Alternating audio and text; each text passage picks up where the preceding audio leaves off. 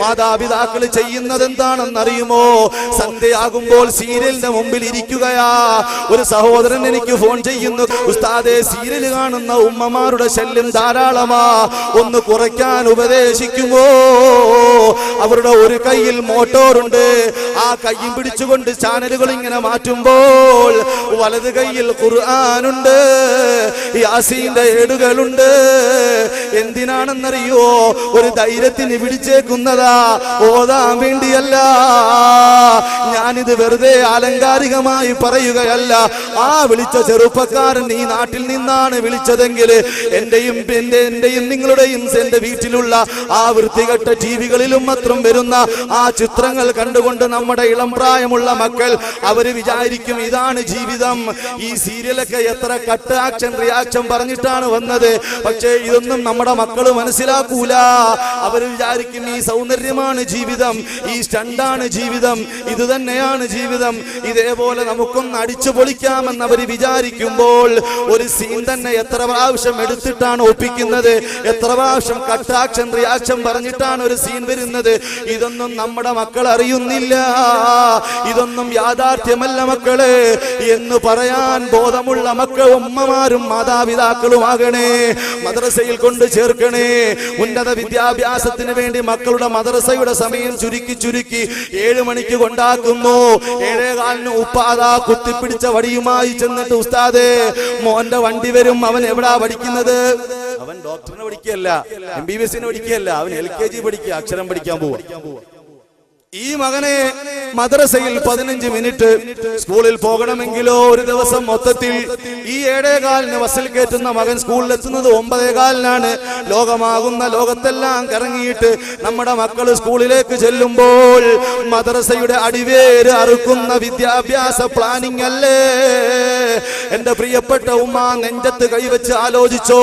നാം താരാട്ടി വളർത്തിയ നമ്മുടെ മക്കൾ, നാം ഓമനിച്ച് വളർത്തിയ നമ്മുടെ മക്കൾ, ആ മക്കൾ അതാ നമ്മളെ ഉപേക്ഷിച്ചുകൊണ്ട് ഏതെങ്കിലും ഒരു ചെറുപ്പക്കാരന്റെ പിന്നാലെ പോകുന്നതിന് കാരണം നാം ആ സന്ധ്യാനേരങ്ങളിൽ സീരിയലും സിനിമയും നമ്മുടെ നേതൃത്വത്തിൽ വെച്ചു കൊടുത്തത് കൊണ്ടാണ്. പഴയ കാലഘട്ടങ്ങളിൽ ദിക്ർ കേൾക്കാമായിരുന്ന നമ്മുടെ വീട്, ലാ ഇലാഹ ഇല്ലല്ലാഹയുടെ മധുരമായ മൊഴികൾ കേൾക്കാമായിരുന്ന വീട്, ഇടവഴികളിലൂടെ നടന്നു പോകുമ്പോ ഇവിടെ ഒരു മുസ്ലിം വീട് ഉണ്ട് എന്നറിയുന്ന രീതിയിൽ ദിക്റിന്റെയും സ്വലാത്തിന്റെയും ശബ്ദം അന്തരീക്ഷത്തിൽ മുഖതിരമാകുന്ന നമ്മുടെ സാഹചര്യം ഇന്ന് എങ്ങോട്ട് പോയി എന്റെ ഉമ്മമാരെ?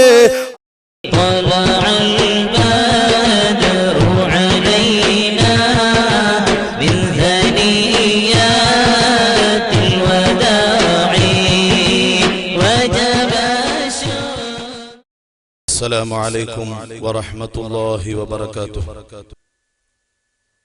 الحمد لله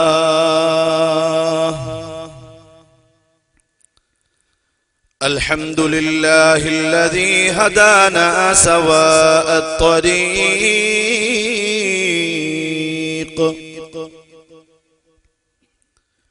وجعل لنا التوفيق خير رفيق.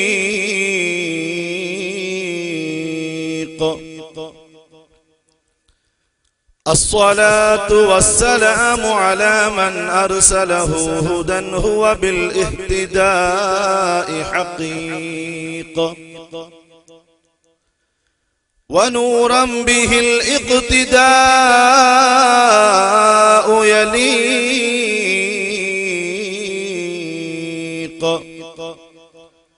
وعلى آله وأصحابه الذين سعدوا في مناهج الصدق بالتصديق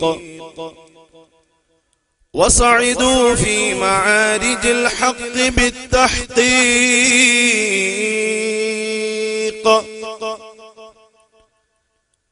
صلى الله وسلم وبارك على هذا النبي الكريم والرسول السيد السند العظيم ذي القلب الرحيم سيدنا ومولانا محمد صلى الله عليه وسلم صلاة وسلاما دائمين متلازمين إلى يوم المعاد. رب اشرح لي صدري ويسر لي أمري واحلل عقدة من لساني يفقه قولي. وما توفيقي إلا بالله عليه توكلت وإليه أنيب. وما توفيقي إلا بالله عليه توكلت وإليه أنيب. وما توفيقي إلا بالله عليه توكلت وإليه أنيب. رب اشرح لي صدري ويسر لي أمري واحلل عقدة من لساني يفقه قولي. أعوذ بالله من الشيطان الرجيم.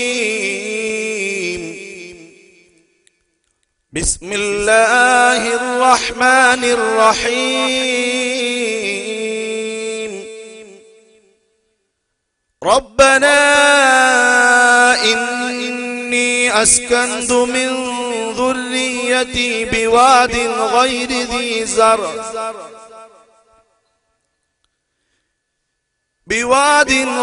ذي زرع عند بيتك المحرم ربنا ليقيموا الصلاة.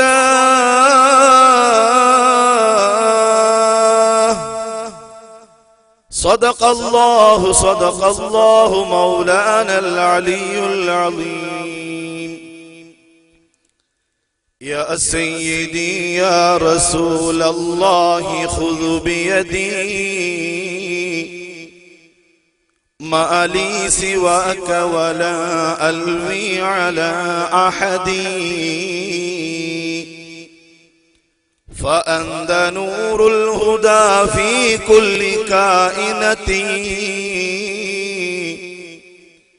وأنت سر الندى يا خير معتمدي. يا من يقوم مقام الحمد منفردا للواحد الفرد لم يولد ولم يلد. لك يا رسول الله في أعماقنا قمم من الإجلال والإكرام وانظر بعين الرضا لي دائما أبدا واستر بفضلك تقصيري مدى الأمد. يا ربي بالمصطفى بلغ مقاصدنا واغفر لنا ما مضى يا واسع الكرم. مولاي صل وسلم دائما أبدا على حبيبك خير الخلق كلهم. لا إله إلا الله لا إله إلا الله لا إله إلا الله محمد رسول الله.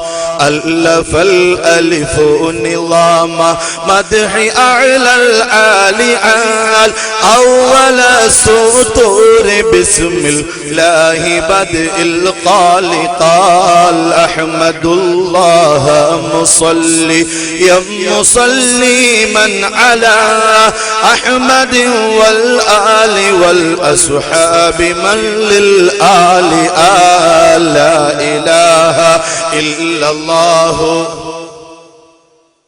സന്താന സൗഭാഗ്യത്തിനും സൗകര്യമുള്ളൊരു വീടിനും പ്രസവത്തിലെ എളുപ്പത്തിനും നബി തങ്ങളാൽ തുണ റബ്ബന.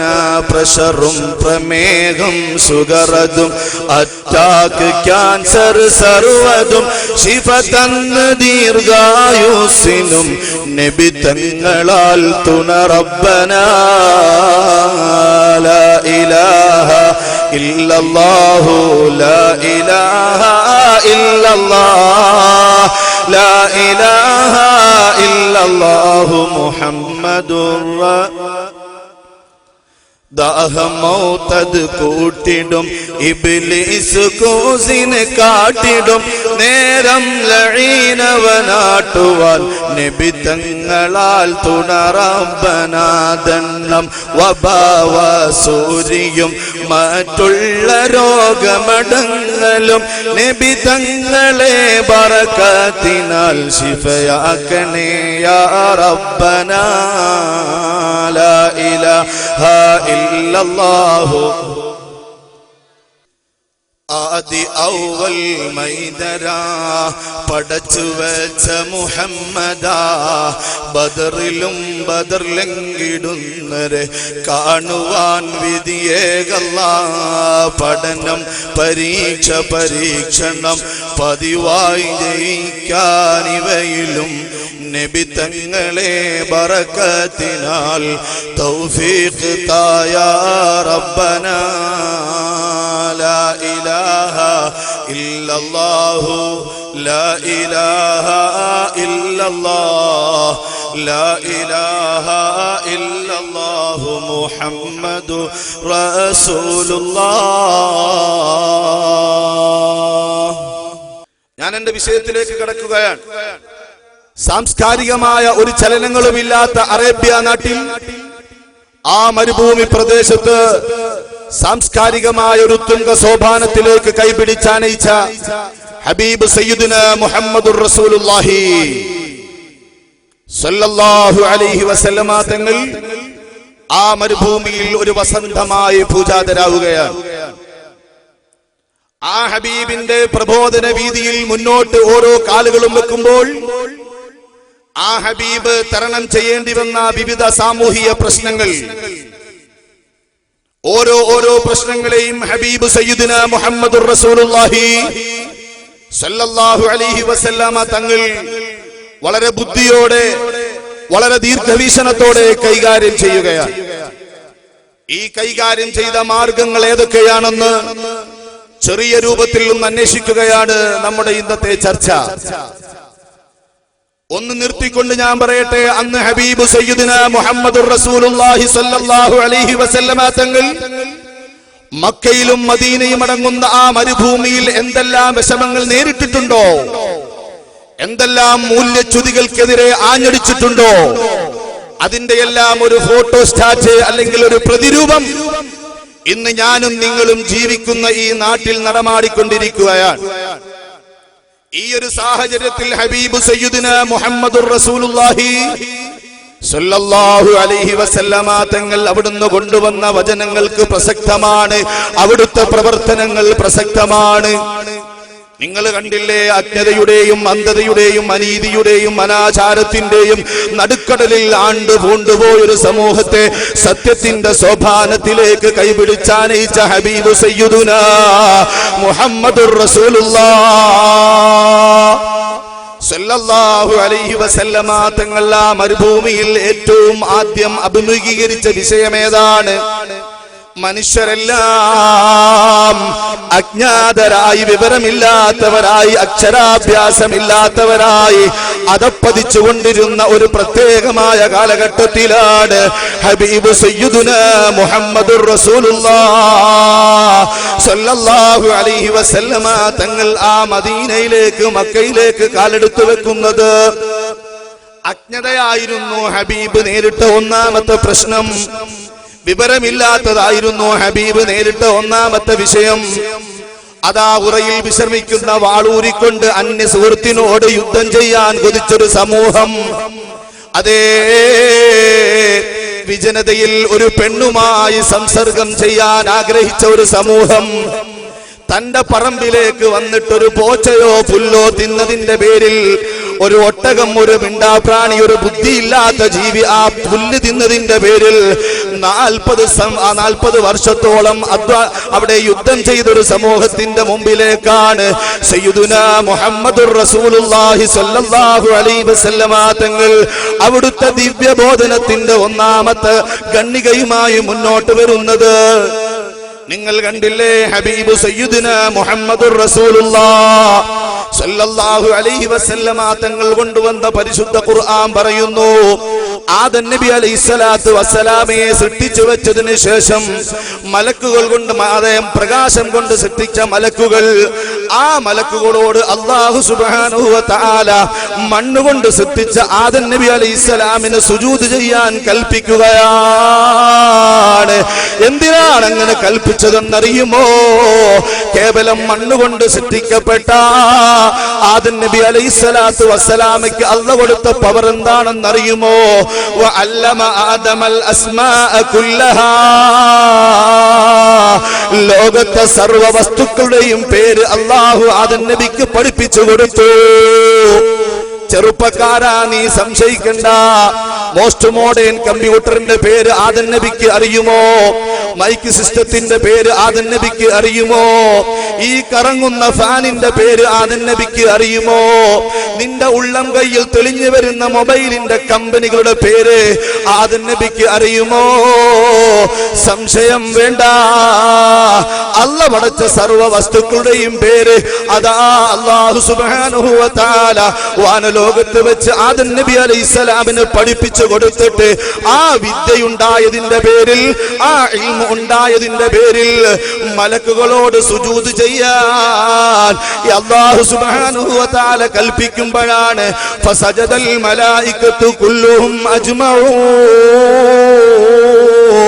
വിദ്യയുണ്ടായതിന്റെ പേരിൽ പ്രകാശം കൊണ്ട് സൃഷ്ടിക്കപ്പെട്ട, അതേ ഭക്ഷണം കഴിക്കാത്ത, കല്യാണം കഴിക്കാത്ത, അതേ അല്ലാഹുവിന്റെ കൽപ്പനകൾ അപ്പപ്പോൾ അനുസരിക്കുന്ന മലക്കുകൾ വെറും മണ്ണുകൊണ്ട് സൃഷ്ടിക്കപ്പെട്ട ആദം നബി അലൈഹിസ്സലാത്തു വസ്സലാമിക്ക് സുജൂദ് ചെയ്യുകയാണ്. എന്തിനാണ് ആ സുജൂദ് ചെയ്തത്? ആദം നബി അലൈഹിസ്സലാമിന് പ്രത്യേകമായ ഒരു പവർ കിട്ടി. ഏതായിരുന്നു ആ പവർ? വിജ്ഞാനം കരസ്ഥമാക്കുക എന്നുള്ള പവറാണ്. നിങ്ങൾ നോക്ക്, പണ്ഡിതനായ ഒരു മകനും സാധാരണക്കാരനായ ആ മകന്റെ പിതാവും ഒരു വാഹനത്തിൽ കയറി യാത്ര ചെയ്യുമ്പോൾ ആ പണ്ഡിതനായ മകന് ഒരു നാടൻ ഉപ്പാപ്പ എഴുന്നേറ്റ് കൊടുക്കും, ഉസ്താദ് ഇവിടെ ഇരുന്നോ, ഉസ്താദ് ഈ സീറ്റിലിരുന്നോ, ഞാൻ നിന്നോളാം. എന്താ എന്റെ കാരണം? ഇദ്ദേഹത്തിന്റെ വാപ്പ അവിടെ ഉണ്ടെങ്കിൽ പോലും ആ വാപ്പ സാധാരണക്കാരനായതുകൊണ്ട് സീറ്റ് ലഭിക്കുന്നില്ല. ചെറിയൊരു ഉദാഹരണം ഞാൻ നിങ്ങൾക്ക് പഠിപ്പിച്ചു തരാം. അതബുള്ള മകൻ എന്തു ചെയ്യും? അതബുള്ള മകൻ ആ വാപ്പയെ ആദ്യം സീറ്റിൽ ഇരുത്തും. അത് ശരി തന്നെയാണ്. പക്ഷേ ആദ്യം സീറ്റ് കിട്ടിയത് ആലിമായ ഈ മകനാണ്. അപ്പൊ ഇൽമിന് ഉന്നതമായ സ്ഥാനമുണ്ട് എന്ന് നമുക്കെല്ലാവർക്കും അറിയാം. അതുകൊണ്ട് നബി സല്ലല്ലാഹു അലൈഹി വസല്ലമ തങ്ങൾ 6-ാം നൂറ്റാണ്ടിന്റെ ഘനാന്ധകാരങ്ങളെ വകച്ചു മാറ്റിക്കൊണ്ട് സമൂഹത്തിൽ നിന്ന് മാറ്റിയെടുക്കാൻ വേണ്ടി ഒരു വസന്തം തന്നെ സൃഷ്ടിക്കുകയാണ്. എന്താണ് ഹബീബ് ആദ്യമായി പറഞ്ഞത്? ഇഖ്റഅ ബിസ്മി റബ്ബിക്കല്ലദീ ഖലഖ്. വിദ്യ അഭ്യസിക്കാനുള്ള 2 ഉപകരണങ്ങളാണ് പേനയും വായനയും. ഒരാൾക്ക് വിദ്യ ലഭിക്കണമെങ്കിൽ അവൻ വായിച്ചു പഠിക്കണം. അതുപോലെ തന്നെ മറ്റൊരു ഉപകരണമാണ് പേന. ഈ 2 ഉപകരണങ്ങൾ അതാ ഒരു പരിശുദ്ധമായ ഖുർആനിൽ മുന്നോട്ട് വെക്കുകയാണ്. ലോകത്ത് ഏത് തത്വസംഹിതയ്ക്കാണ് ഇങ്ങനെ ഒരു ആശയം മുന്നോട്ട് വെക്കാൻ കഴിയുക? വേറെ ഏതൊരു ഗ്രന്ഥത്തിനാണ് ഇങ്ങനെ ഒരു ആശയം മുന്നോട്ട് വെക്കാൻ കഴിയുക? ലോകത്ത് ഏതെല്ലാം ബുദ്ധിമാന്മാര് പിൽക്കാലത്ത് വന്നെടുത്തു വെച്ച് നോക്കിയാലും അതേ പേന കൊണ്ട് എഴുതാൻ പഠിപ്പിച്ച അള്ളാഹുവിന്റെ നാമത്തിൽ നീ വായിക്കുക എന്ന് പ്രഖ്യാപിക്കുന്ന വേറെ ഏതെങ്കിലും ഒരു മതത്തിന്റെ ഗ്രന്ഥമുണ്ടോ മുഅ്മിനീങ്ങളെ? വേറെ ഏതെങ്കിലും പഠനത്തിന് പറയുന്ന വേറെ ഏതെങ്കിലും നേതാവുണ്ടോ? പരിശുദ്ധ ഖുർആൻ പറയുന്നു, ഇഖ്റഅ ബിസ്മി റബ്ബിക്കല്ലദീ ഖലഖ്. അതേ അല്ലാഹുവിന്റെ നാമത്തിൽ നീ വായിക്കുക. ഇഖ്റഅ വറബ്ബുക്കല്ലദീ അല്ലമ ബിൽ ഖലം. പേന കൊണ്ട് എഴുതാൻ പഠിപ്പിച്ച നിന്റെ റബ്ബിന്റെ നാമത്തിൽ നീ വായിച്ചു പഠിക്കുക. പേന കൊണ്ട് എഴുതാൻ, പേന കൊണ്ട് പഠിക്കാൻ പരിശുദ്ധ ഖുർആൻ പറയുന്നു. മാത്രമല്ല സൂറത്തുൻ നൂനിൽ നൂൻ വൽ ഖലമി വമാ യസ്തുറൂൻ, ഒന്നിലധികം സ്ഥലങ്ങളിൽ പരിശുദ്ധ ഖുർആൻ വിദ്യയുടെ ഉപകരണങ്ങളായ പേനയും വായനയും പറയുകയാണ്. ഏതൊരു സാഹചര്യത്തിലാണ് അങ്ങനെ പറയുന്നതെന്നറിയുമോ? അല്ലാഹുവിനെ വേണ്ടി മാത്രം ആരാധിക്കാൻ ഉണ്ടാക്കിയ കഅബയിൽ 30 കോടി ദൈവങ്ങളെ അതാ ബിംബങ്ങളാക്കി വെച്ചിട്ടുണ്ട്. പെണ്ണിനെ അതാ ജീവനോടെ കുടിച്ചു മൂടുന്ന മറ്റൊരു അജ്ഞത അവിടെയുണ്ട്. കള്ളിന്റെ വീപ്പയിൽ കിടന്ന് മരിക്കണമെന്ന് പാടിയ കവിതകളുടെ നാടാണ് മക്ക. അങ്ങനെയുള്ള സർവ്വ അനീതികളും അവിടെ ഉണ്ടാകുമ്പോൾ തന്നെ ആദ്യമായി മാറ്റാൻ പഠിപ്പിച്ച മാറ്റത്തിന്റെ വിപ്ലവ നായക മദീനയുടെ രാജാവേ സയ്യിദുനാ മുഹമ്മദുർ റസൂലുള്ളാഹ്. പിൽക്കാലത്ത് ഏതൊരു ശാസ്ത്രജ്ഞനും എടുത്തു വെച്ച് ഖുർആൻ വായിച്ചു നോക്കുമ്പോ വായിച്ചു പഠിക്കാൻ പറയുന്നൊരു ഗ്രന്ഥമല്ലയോ ഇത്? അത്ഭുതം കൂറുകയല്ലയോ എന്റെ പ്രിയപ്പെട്ട മുസ്ലിം ചെറുപ്പക്കാരാ? SSLC വരെ നീ പഠിച്ചിട്ട് തോറ്റിട്ട് പിന്നെ പഠനം നിർത്താൻ പാടില്ല. +2 കൊണ്ട് മതിയാക്കാൻ പാടില്ല.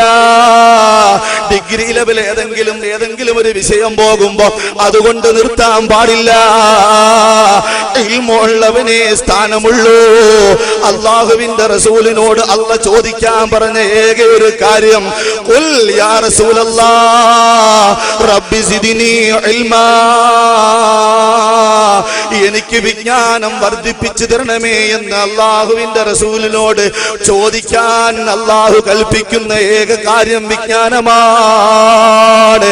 2014 പ്രഭാതത്തിലും ജനങ്ങളോട് ശാസ്ത്രജ്ഞന്മാരും വിദ്യാഭ്യാസ വിദഗ്ധരും പറയുന്നു, to read, to study, to learn. 2014 പ്രഭാതത്തിൽ ഇന്നും ശാസ്ത്രജ്ഞന്മാര് പറയുന്നത് study, to study, to read, to learn. പഠിക്കുക, വായിക്കുക, മനസ്സിലാക്കുക. ഇത് എപ്പോൾ നബിതങ്ങൾ പറഞ്ഞു?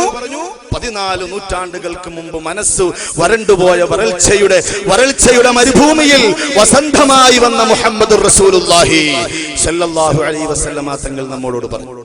നിങ്ങൾ നോക്കൂ, നമ്മുടെ ഒരു സ്ഥാപനത്തിൽ ഈ രാജ്യത്തിന്റെ രാഷ്ട്രപിതാപതിയായിരുന്ന APJ അബ്ദുൽ കലാം വന്നു.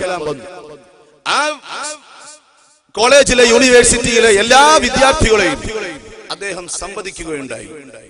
അപ്പോൾ ഒരു വിദ്യാർത്ഥി ചോദിച്ചത് അദ്ദേഹത്തിന്റെ മനസ്സിൽ, വിദ്യാർത്ഥികൾ രാഷ്ട്രീയത്തിൽ ഇടപെടണമോ? ഒരു രാഷ്ട്രീയ സംഘടന ഉണ്ടാക്കി ജനാധിപത്യ സംവിധാനമായ ഇന്ത്യയിൽ വിദ്യാർത്ഥികൾ എങ്ങനെയാണ് പ്രവർത്തിക്കേണ്ടത് എന്ന ഒരു ചോദ്യമാണ് ഈ വിദ്യാർത്ഥി ഡോക്ടറോട് ചോദിച്ചത്. എന്താ ചോദ്യം? Sir, what is the role of students in the system of a democratic country? ഈ ജനാധിപത്യ സംവിധാനമാകുന്ന ഇന്ത്യയിൽ ആ സംവിധാനത്തിന് സഹായകമാകുന്ന രീതിയിൽ വിദ്യാർത്ഥികളുടെ പങ്ക് എന്താണ്? ഇതേപോലെ മഹത്തായ സദസ്സിൽ ഒരു വിദ്യാർത്ഥി എഴുന്നേറ്റ് നിന്ന് ചോദിക്കുമ്പോൾ ഇന്ത്യ കണ്ട ഏറ്റവും വലിയ ശാസ്ത്രജ്ഞനും രാഷ്ട്രപതിയുമായ ബഹുമാനപ്പെട്ട APJ അബ്ദുൽ കലാം അവിടെ അപ്പോൾ മുഴങ്ങി നിന്നിരുന്ന നിശബ്ദതയെ മുറിച്ചുകൊണ്ട് പറയുകയാണ്, സ്റ്റഡി, സ്റ്റഡി, സ്റ്റഡി. 3 പ്രാവശ്യം അദ്ദേഹം പറഞ്ഞു, വിദ്യാർത്ഥികൾ പഠിക്കുക, പഠിക്കുക, പഠിച്ചു വളരുക. അല്ലാതെ പഠനം നിർത്തിയിട്ട് അധ്യാപകനെ ഗുരാവ ചെയ്യുന്ന ഒരു പാർട്ടി ഉണ്ടാക്കി, ഒരു സംഘടന ഉണ്ടാക്കി പഠനം നീ മുടക്കാൻ പാടില്ല. നീ ഇപ്പോൾ രാഷ്ട്രീയത്തിൽ ഇറങ്ങാൻ പാടില്ല. നിന്റെ ജോലി പഠിക്കുകയാണ്, വായിക്കുകയാണ് എന്ന് ആ ശാസ്ത്രജ്ഞൻ പറഞ്ഞുവെങ്കിൽ 14 നൂറ്റാണ്ടുകൾക്ക് മുമ്പ് എന്റെയും നിന്റെയും നേതാവായ സയ്യിദുനാ മുഹമ്മദുർ റസൂലുള്ളാഹ് സ്വല്ലല്ലാഹു അലൈഹി വസല്ലമ തങ്ങൾ സമൂഹത്തെ നോക്കി പറഞ്ഞില്ലയോ, എന്റെ പ്രിയപ്പെട്ടവരെ, 3 പ്രാവശ്യം ഒരു വിഷയം പറയുന്നത് തന്നെ ആ വിഷയത്തിന്റെ ഗൗരവത്തെ സൂചിപ്പിക്കുകയാണെങ്കിൽ ഈ തത്വം എവിടുന്നാണ് പഠിച്ചതെന്നറിയുമോ? സയ്യിദുനാ മുഹമ്മദുർ റസൂലുള്ളാഹി സ്വല്ലല്ലാഹു അലൈഹി വസല്ലമ തങ്ങളുടെ പർണശാലയിലേക്ക് ഒരാൾ വരികയാണ്, ഒരു സഹാബി വരികയാണ്. എന്നിട്ട് ഹബീബിനോട് ചോദിക്കുന്നു, യാ റസൂലല്ലാഹ് മൻ അഹഖുന്നാസി ബിഹുസ്നി സഹാബതി. എനിക്ക് സുഹൃത്തുക്കളുണ്ട്, ഭാര്യയുണ്ട്, മക്കളുണ്ട്. ഞാൻ കവലയിൽ കാണാത്തപ്പോൾ എനിക്ക് ഫോൺ വിളിച്ച് വിശേഷങ്ങൾ തിരക്കുന്ന സുഹൃത്തുക്കളുണ്ട്. എനിക്ക് പൈസ കടമാവശ്യം വരുമ്പോൾ അത് ചോദിക്കുന്ന, എനിക്ക് തരുന്ന മക്കളുണ്ട്, സുഹൃത്തുക്കളുണ്ട്. അങ്ങനെ ഒരുപാട് സഹോദരങ്ങൾ എനിക്കുണ്ട് റസൂലേ. എന്നാൽ ഇവരിൽ ഏറ്റവും കൂടുതൽ ഞാൻ സഹകരിക്കേണ്ടത് ആരോടാണ്? ഏറ്റവും കൂടുതൽ സഹകരിക്കേണ്ടത് ആരോടാണ്? എന്റെ പ്രിയപ്പെട്ട ചെറുപ്പക്കാരാ, നിന്റെ നെഞ്ചിലേക്ക് തറച്ചു കയറേണ്ട ചോദ്യമാണ്. ഹബീബിന്റെ പർണശാലയിൽ നിന്ന് കേട്ട ശബ്ദം എന്താണെന്നറിയുമോ? ഒരു ചിന്തയ്ക്കും സ്ഥാനമില്ലാതെ, ഒരു സംശയത്തിനും അവസരം കൊടുക്കാതെ സയ്യിദുനാ മുഹമ്മദുർ റസൂലുള്ളാഹ് ഉമ്മുക, നിന്റെ മാതാവിനോടാണ്. വീണ്ടും ചോദിക്കുന്നു, പിന്നെ ആരോടാണ് നബിയേ? വീണ്ടും ആ ഹബീബിന്റെ സ്വർണ്ണ വിഭ്രമ പൊൻചുണ്ടുകളിൽ നിന്ന് നിർഗളിക്കുന്ന വചനം, നിന്റെ പ്രിയപ്പെട്ട മാതാവിനോടാണ് നീ ഏറ്റവും സഹകരിക്കേണ്ടത്. വീണ്ടും ചോദിക്കുന്നു, പിന്നെ ആരോടാണ് നബിയേ? നിന്റെ ഉമ്മയോട് തന്നെ സ്നേഹം ചുരത്തുന്ന ഉമ്മ, നിനക്ക് പാല് തന്ന് വളർത്തിയ ഉമ്മ, നിന്നെ ഗർഭം ചുമന്ന ഉമ്മ, നിന്നെ നൊന്തു പ്രസവിച്ച ഉമ്മ. ഒരു വസ്തുക്കളും നിന്റെ വയറ് സ്വീകരിക്കാതിരുന്ന സമയത്ത് പവിത്രമായ അമ്മിഞ്ഞ നിനക്ക് നിന്റെ വായിലേക്ക് നുകർന്നു തന്ന ഉമ്മ, ആ ഉമ്മയ്ക്കാണ് നീ 1, 2, 3 സ്ഥാനം കൊടുക്കേണ്ടതെന്ന് 3 പ്രാവശ്യം ആവർത്തിച്ചു പറഞ്ഞത്. ആ വിഷയത്തിന്റെ ഗൗരവമാണ് എന്റെ പ്രിയപ്പെട്ട സുഹൃത്തുക്കളെ. അതുകൊണ്ട് അബ്ദുൽ കലാം പറഞ്ഞത് 3 പ്രാവശ്യം പഠിക്കുക എന്നാണെങ്കിൽ സയ്യിദുനാ മുഹമ്മദുർ റസൂലുള്ളാഹ് സ്വല്ലല്ലാഹു അലൈഹി വസല്ലമ തങ്ങൾ വരൾച്ച ബാധിച്ച മരുഭൂമിയിലെ വസന്തമേ, ലോകത്തിന്റെ നേതാവേ, 140 കോടി മുസൽമാന്റെ ചങ്കിലെ ചോരേ സയ്യിദുനാ റസൂലുള്ളാഹ്.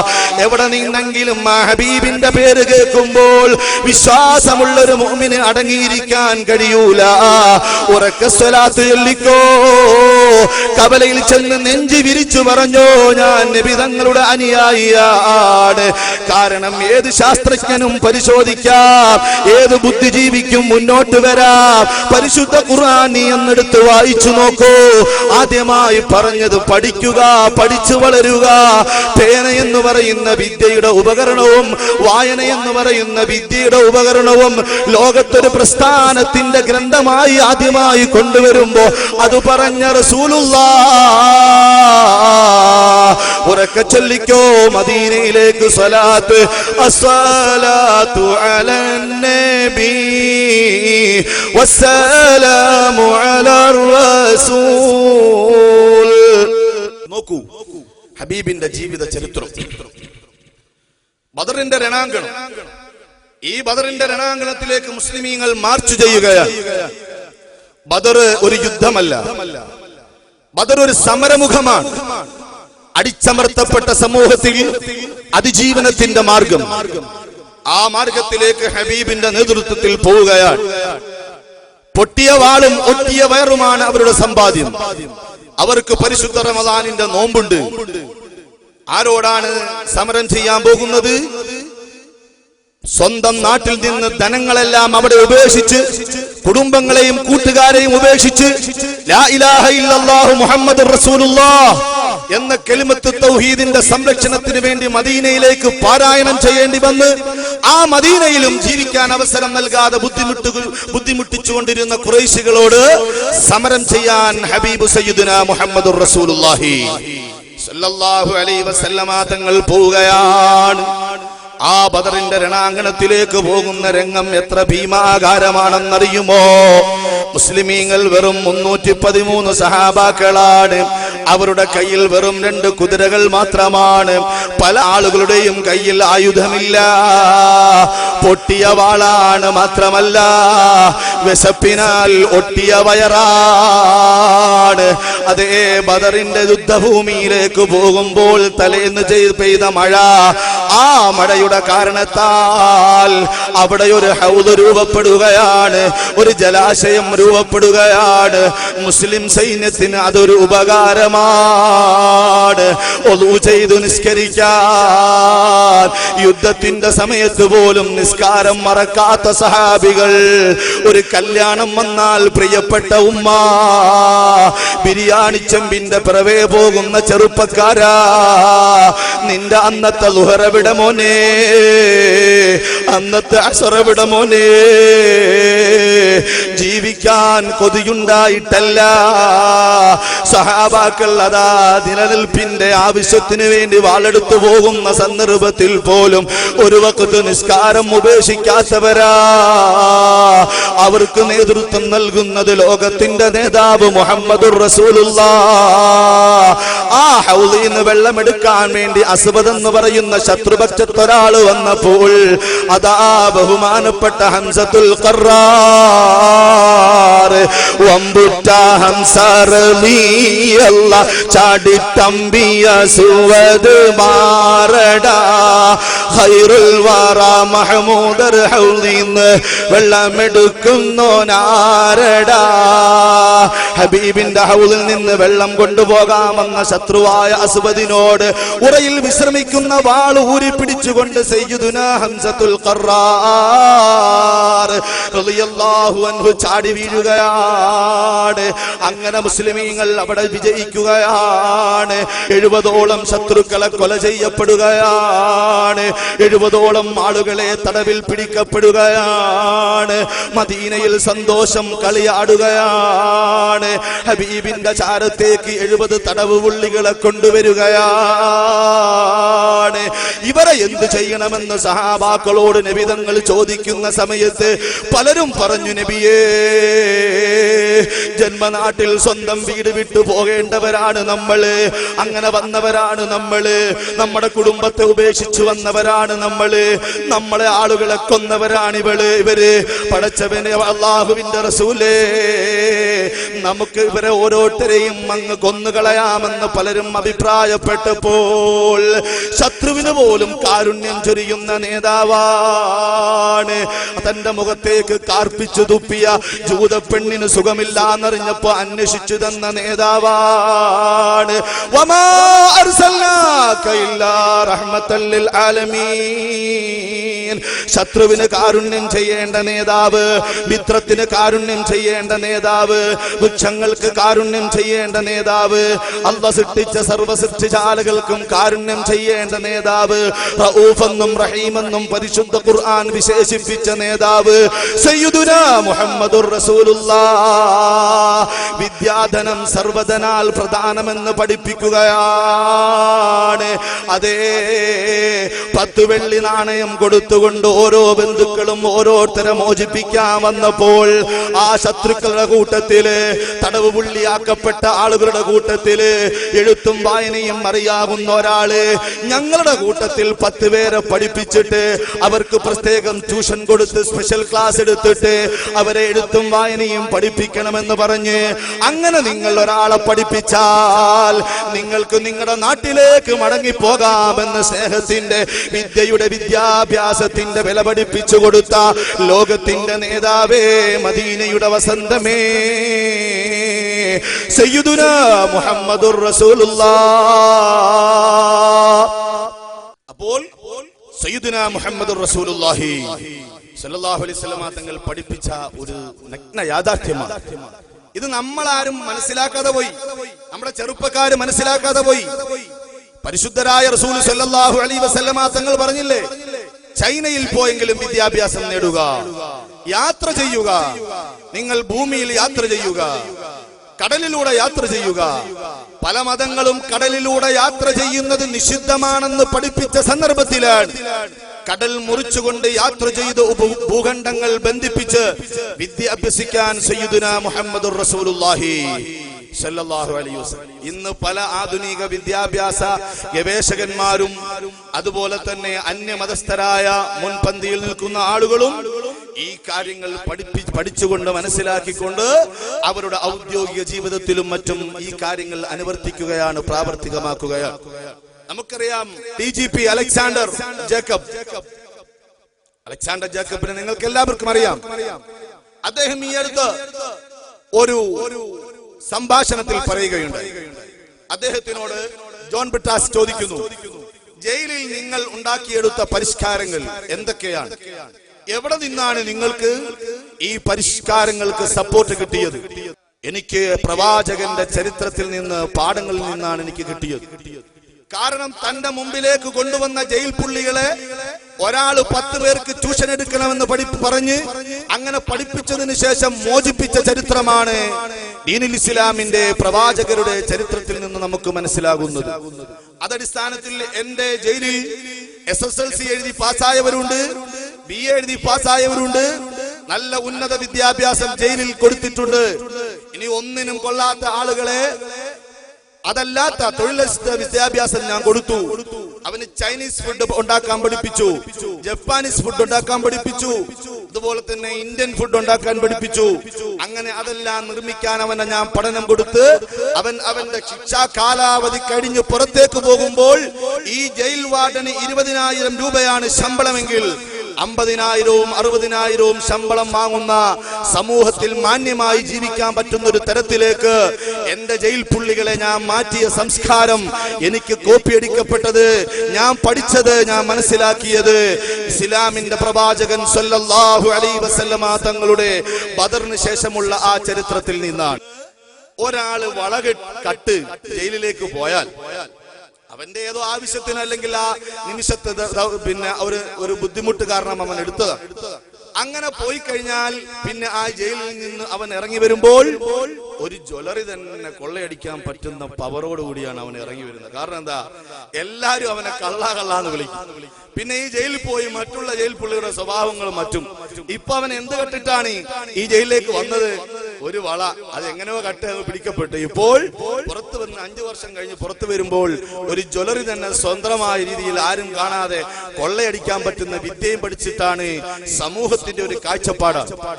എന്നാൽ മുഹമ്മദുർ റസൂലുള്ളാഹി സ്വല്ലല്ലാഹു അലൈഹി വസല്ലമ തങ്ങൾ പാപിയായ ഒരു മനുഷ്യനെ നീ എപ്പോഴും പാപം ചെയ്തവനാണെന്ന് പറഞ്ഞ് സമൂഹം അടിച്ചേൽപ്പിക്കുന്നത് പോലെ അടിച്ചേൽപ്പിച്ചിട്ടില്ല. നിങ്ങൾ കണ്ടില്ലേ, അഹങ്കാരിയായ സമൂഹത്തിൽ കുതിരയെന്ന് വിളിക്കുന്ന ഒരു ആളുണ്ടായിരുന്നു. ആ സമൂഹം കുതിരയെന്ന് വിളിക്കുന്ന ഒരാളുണ്ടായിരുന്നു, സയ്യിദുൽ ഖൈൽ.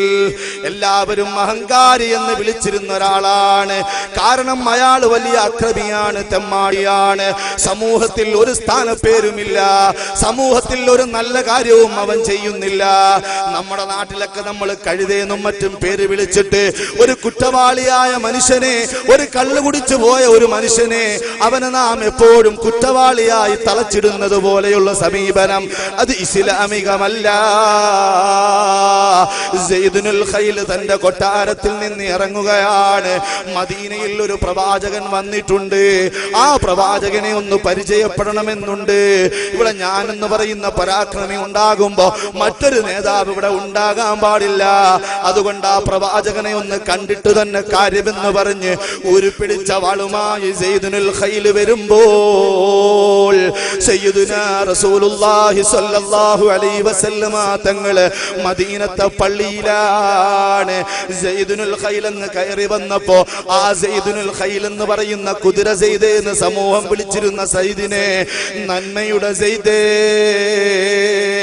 സയ്യിദുൽ ഖൈർ, നന്മയുടെ സെയ്ദ് എന്ന് റസൂലുള്ളാഹി സ്വല്ലല്ലാഹു അലൈഹി വസല്ലം ആ കുറ്റവാളിയാക്കപ്പെട്ട സമൂഹം അടിച്ചേൽപ്പിക്കപ്പെട്ട ആ സ്ഥാനം മാറ്റിയിട്ട് നന്മയുടെ സെയ്ദ് എന്ന് പറഞ്ഞ് അതാ അവന് ഒന്നാമത്തെ ചികിത്സ നൽകുമ്പോൾ നബിതങ്ങളുടെ കൂടെ ആ നബിതങ്ങളുടെ കൊട്ടാരമൊന്ന് കാണട്ടെ എന്ന് പറഞ്ഞ് കൂടെ വന്ന സമയത്ത് വഴിയോരത്തൊരു ഉമ്മ എനിക്കൊരു കാര്യം പറയണം നബിയെ എന്ന് പറഞ്ഞ് ഒന്ന് മാറി നിന്ന് വിളിച്ചപ്പോൾ നബി സല്ലല്ലാഹു അലൈഹി വസല്ലമ തങ്ങൾ വലിയ നേതാവാണ്, വലിയ തിരക്കുള്ള ആളാണ്.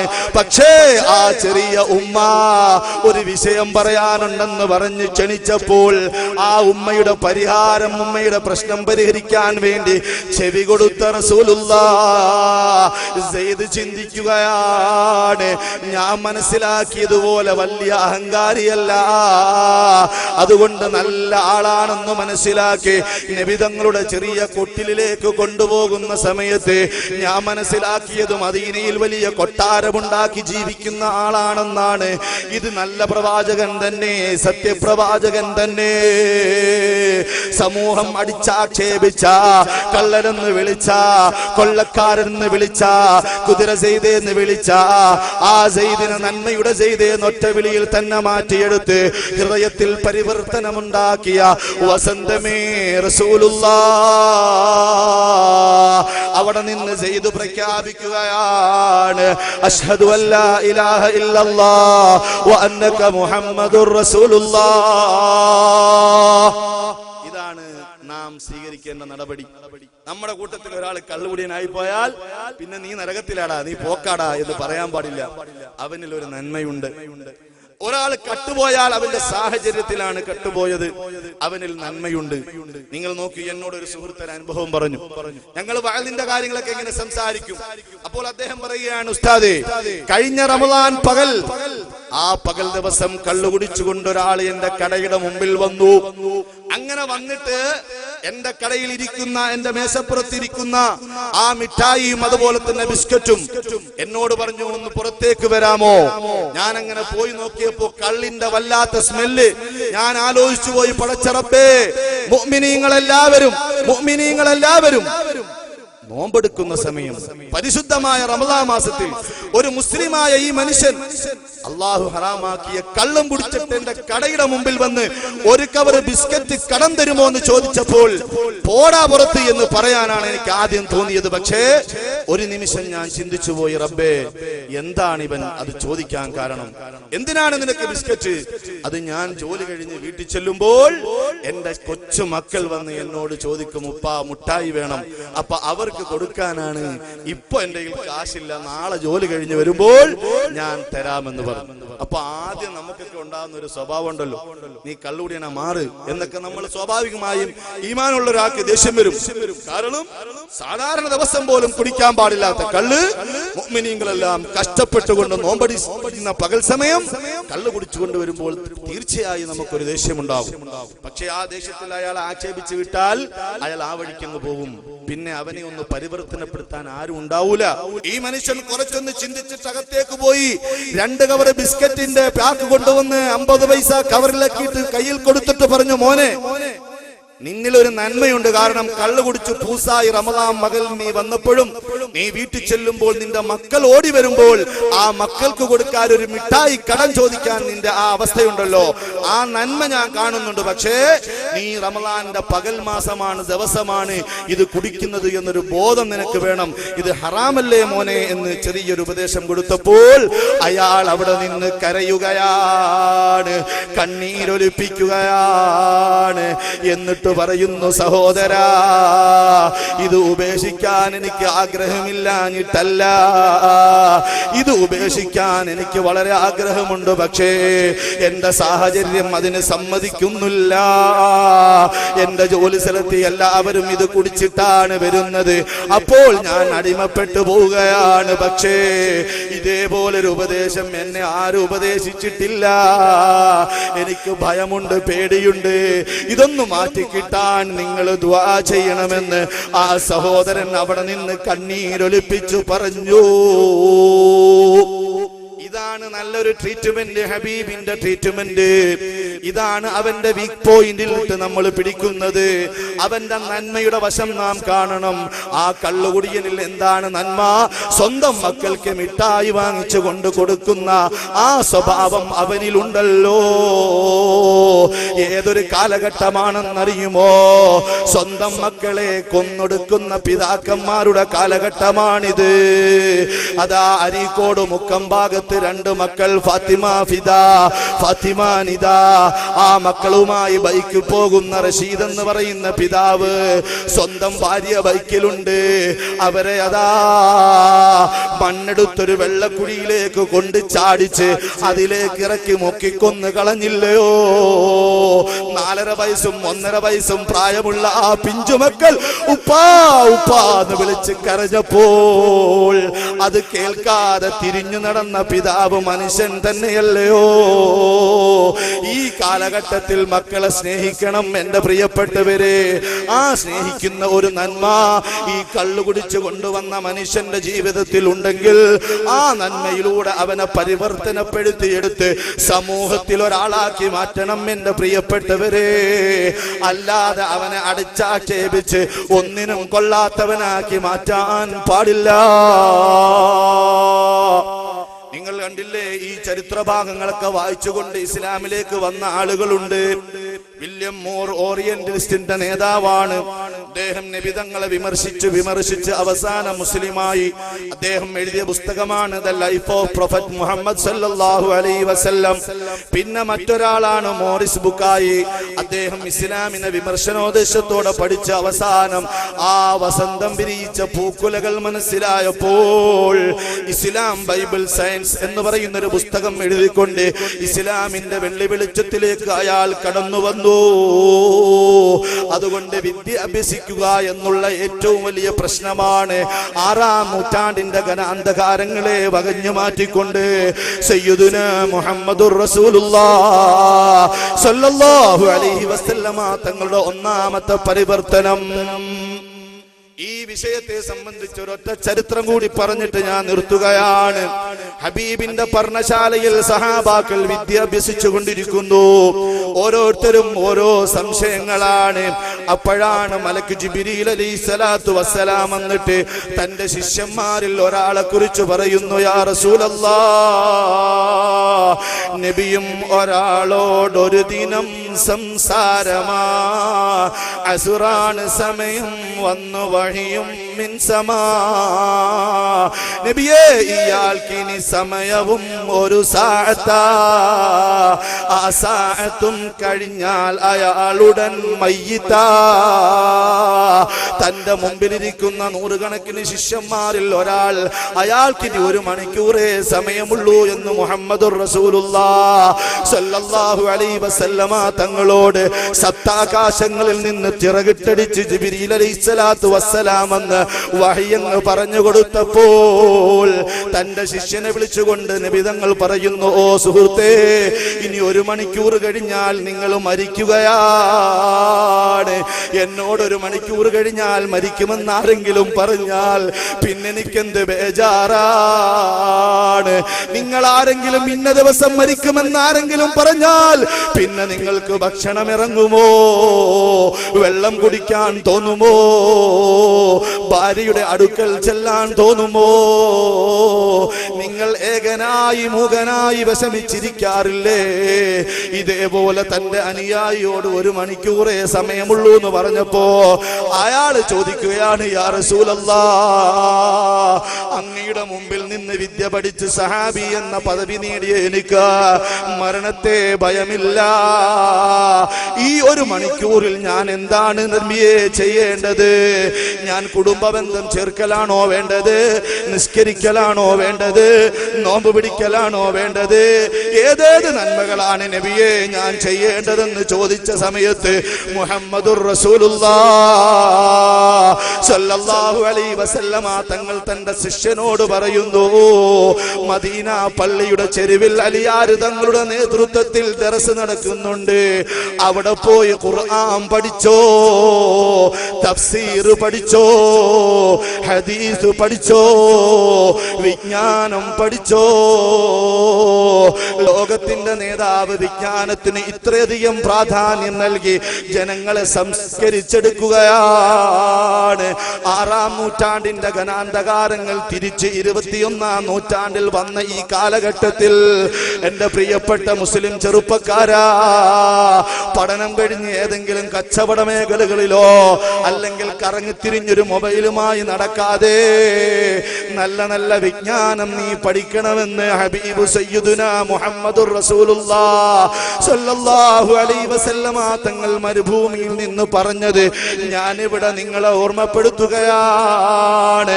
ചുറ്റുപാടുമുള്ള മുതലാളിമാരുടെ ചൂഷണത്തിൽ നിന്ന് സമൂഹം രക്ഷപ്പെടുന്നത് അവർ വിദ്യ അഭ്യസിക്കുമ്പോഴാണ്. അല്ലാഹു അതിന് തൗഫീഖ് ചെയ്യുമാറാകട്ടെ.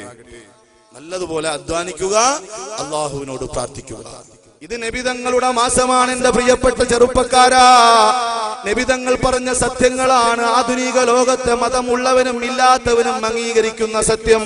ഞാനും നിങ്ങളും മുസ്ലിമാണ്, ഹബീബിന്റെ അനുയായിയാണ്. എന്റെ ഭാര്യ ഖബറിലേക്ക് വരൂല, എന്റെ ശിഷ്യന്മാര് ഖബറിലേക്ക് വരൂല, എന്റെ പ്രിയപ്പെട്ട മക്കള് ഖബറിലേക്ക് വരൂല. വഞ്ചനയുടെ ലാഞ്ചനയില്ലാത്ത പിഞ്ചോമന എന്റെ ഖബറിന്റെ അടുക്കലേക്ക് വരൂല. എന്റെ സുഹൃത്തുക്കളെ, നാഴികയ്ക്ക് 40 വട്ടം ഇവിടെയുള്ള പ്രവർത്തകന്മാരെന്നെ വിളിച്ചുകൊണ്ടിരുന്നു. ഇന്നലെയും മെനഞ്ഞാന്നും വിളിച്ചുകൊണ്ടിരുന്നു. എന്ത് ഭക്ഷണമാ വേണ്ടത്, എന്ത് സൗകര്യമാണ് ഒരുക്കേണ്ടത്. സാധുവായ എനിക്ക് വലിയ കണ്ടീഷൻസ് ഒന്നുമില്ല. ആ സുഹൃത്തുക്കൾ പോലും ഖബറിന്റെ അടുക്കൽ വരെ വരികയുള്ളൂ. പക്ഷേ ഖബറിന്റെ അടുക്കൽ വരേണ്ട നേതാവ്, ഖബറിന്റെ ഉള്ളിൽ വരേണ്ട നേതാവ്, അതേ ഇബ്ലീസ് കൂസിനെ കാട്ടിയിട്ട് നമ്മുടെ ഈമാൻ പഠിപ്പിക്കാൻ നോക്കുമ്പോൾ ആ ഇബ്ലീസിനെ ഓടിക്കേണ്ട നേതാവ് സയ്യിദുനാ ത്വാഹ റസൂലുള്ളാഹ് സ്വല്ലല്ലാഹു അലൈഹി വസല്ലമ തങ്ങളുടെ പേര് കേട്ടിട്ട് ബൃഹത്തായ ഒരു സദസ്സുണ്ടായിട്ട് സ്വലാത്ത് കേൾക്കുന്നില്ല എന്ന് പറഞ്ഞാൽ അജ്ഞതയല്ലേ മുഅ്മിനേ? അതുകൊണ്ട് ഉറക്ക സ്വലാത്ത് ചൊല്ലിക്കോ. ഇവിടെ ഇരിക്കുന്ന ഓരോ നിമിഷങ്ങളും നമുക്ക് കൂലിയാണ്. സയ്യിദുനാ ത്വാഹ റസൂലുള്ളാഹ് സ്വല്ലല്ലാഹു അലൈഹി വസല്ലമ തങ്ങൾ പഠിപ്പിച്ചു, അല്ലിമു ഔലാദക്കും സൂറത്തുൻ നൂരി വൽ അസ്ൽ. നബിതങ്ങൾ പറയുന്നു, നിങ്ങളുടെ മക്കളെ നിങ്ങൾ പഠിപ്പിക്കുക സൂറത്തുൻ നൂർ, സൂറത്തുൻ നൂർ പഠിപ്പിക്കുക, വൽ അസ്ൽ തുന്നലും പഠിപ്പിക്കുക. സൂറത്തുൻ നൂർ അത് പ്രാർത്ഥനയുടെ സ്ഥാനത്താണ്, വൽ അസ്ൽ തുന്നൽ അത് പ്രവർത്തനത്തിന്റെ ഭാഗത്താണ്. കൈത്തൊഴിൽ പഠിപ്പിക്കാൻ മുഹമ്മദുർ റസൂലുള്ളാഹ് സ്വല്ലല്ലാഹു അലൈഹി വസല്ലമ തങ്ങൾ അതാ സമൂഹത്തോട് പറയുകയാണ്. പരിശുദ്ധ ഖുർആൻ വളരെ വ്യക്തമായി പറയുന്നു, ഫഇദാ ഫറഗ്ത ഫൻസബ്, ഒരു ജോലിയിൽ നിന്ന് നീ വിരമിച്ചാൽ അടുത്ത ജോലി തുടങ്ങുക. വ ഇലാ റബ്ബിക ഫർഗബ്, അല്ലാഹുവിനോട് നീ അഭയം ചോദിക്കുക, അല്ലാഹുവിലേക്ക് നീ മടങ്ങുക. ഒരു ജോലി കഴിഞ്ഞാൽ അടുത്ത ജോലി തുടങ്ങുക. ജോലിയിൽ റിട്ടയർമെന്റ് എടുത്തിരിക്കുന്ന ആളുകളുണ്ട്. അതേ ആർത്തടിച്ചലച്ച് വരുന്ന തിരമാലകളോട് മല്ലിടിച്ച് ഉപജീവന മാർഗത്തിന് പോകുന്ന എന്റെ മത്സ്യത്തൊഴിലാളികളെ, അല്ലാഹു നമ്മുടെ ജീവിത മാർഗത്തിൽ ബറക്കത്ത് ചൊരിയുമാറാകട്ടെ.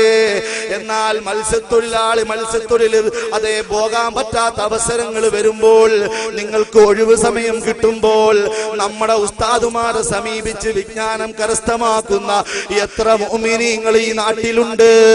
എന്താ ഉസ്താദേ, ഞങ്ങൾക്കെല്ലാം അറിയാലോ, പക്ഷേ ഉപ്പ നിങ്ങളൊന്ന് ഫാത്തിഹ ഓതാൻ പറഞ്ഞാൽ അത് വ്യക്തമായ മഖ്റജോടുകൂടി ഫാത്തിഹ ഓതുന്ന എത്ര ഉമ്മമാരും ഉപ്പമാരുണ്ട്. നിർബന്ധമായ കുളി കുളിക്കുന്ന ചെറുപ്പക്കാരാ, ജനാബത്തുണ്ടാകുമ്പോ നീ കുളിക്കുന്ന കുളി സാധാരണ കുളിയല്ല, അതിന് എത്ര ഫർളുണ്ടെന്ന് നിനക്കറിയുമോ? ഓ പ്രിയപ്പെട്ട പെങ്ങളെ, ഹൈള് നിഫാസ് ഉണ്ടാകുന്ന സമയത്ത് അത് മുറിയുന്ന രംഗത്ത് നീ കുളിക്കുന്ന കുളി അത് നിർബന്ധമായ കുളിയാണ്. ആ കുളി ശരിയായില്ലെങ്കിൽ നിന്റെ ഉളൂ ശരിയാവൂല. അതൊന്നും ശരിയായില്ലെങ്കിൽ നിസ്കാരം ശരിയാവൂല. നിസ്കാരം ശരിയാകാതെ നീ വെറുതെ കുനിഞ്ഞും നൂന്നിട്ടും കാര്യമില്ല. അപ്പോൾ വിജ്ഞാനമാണ് പഠിക്കേണ്ടത്.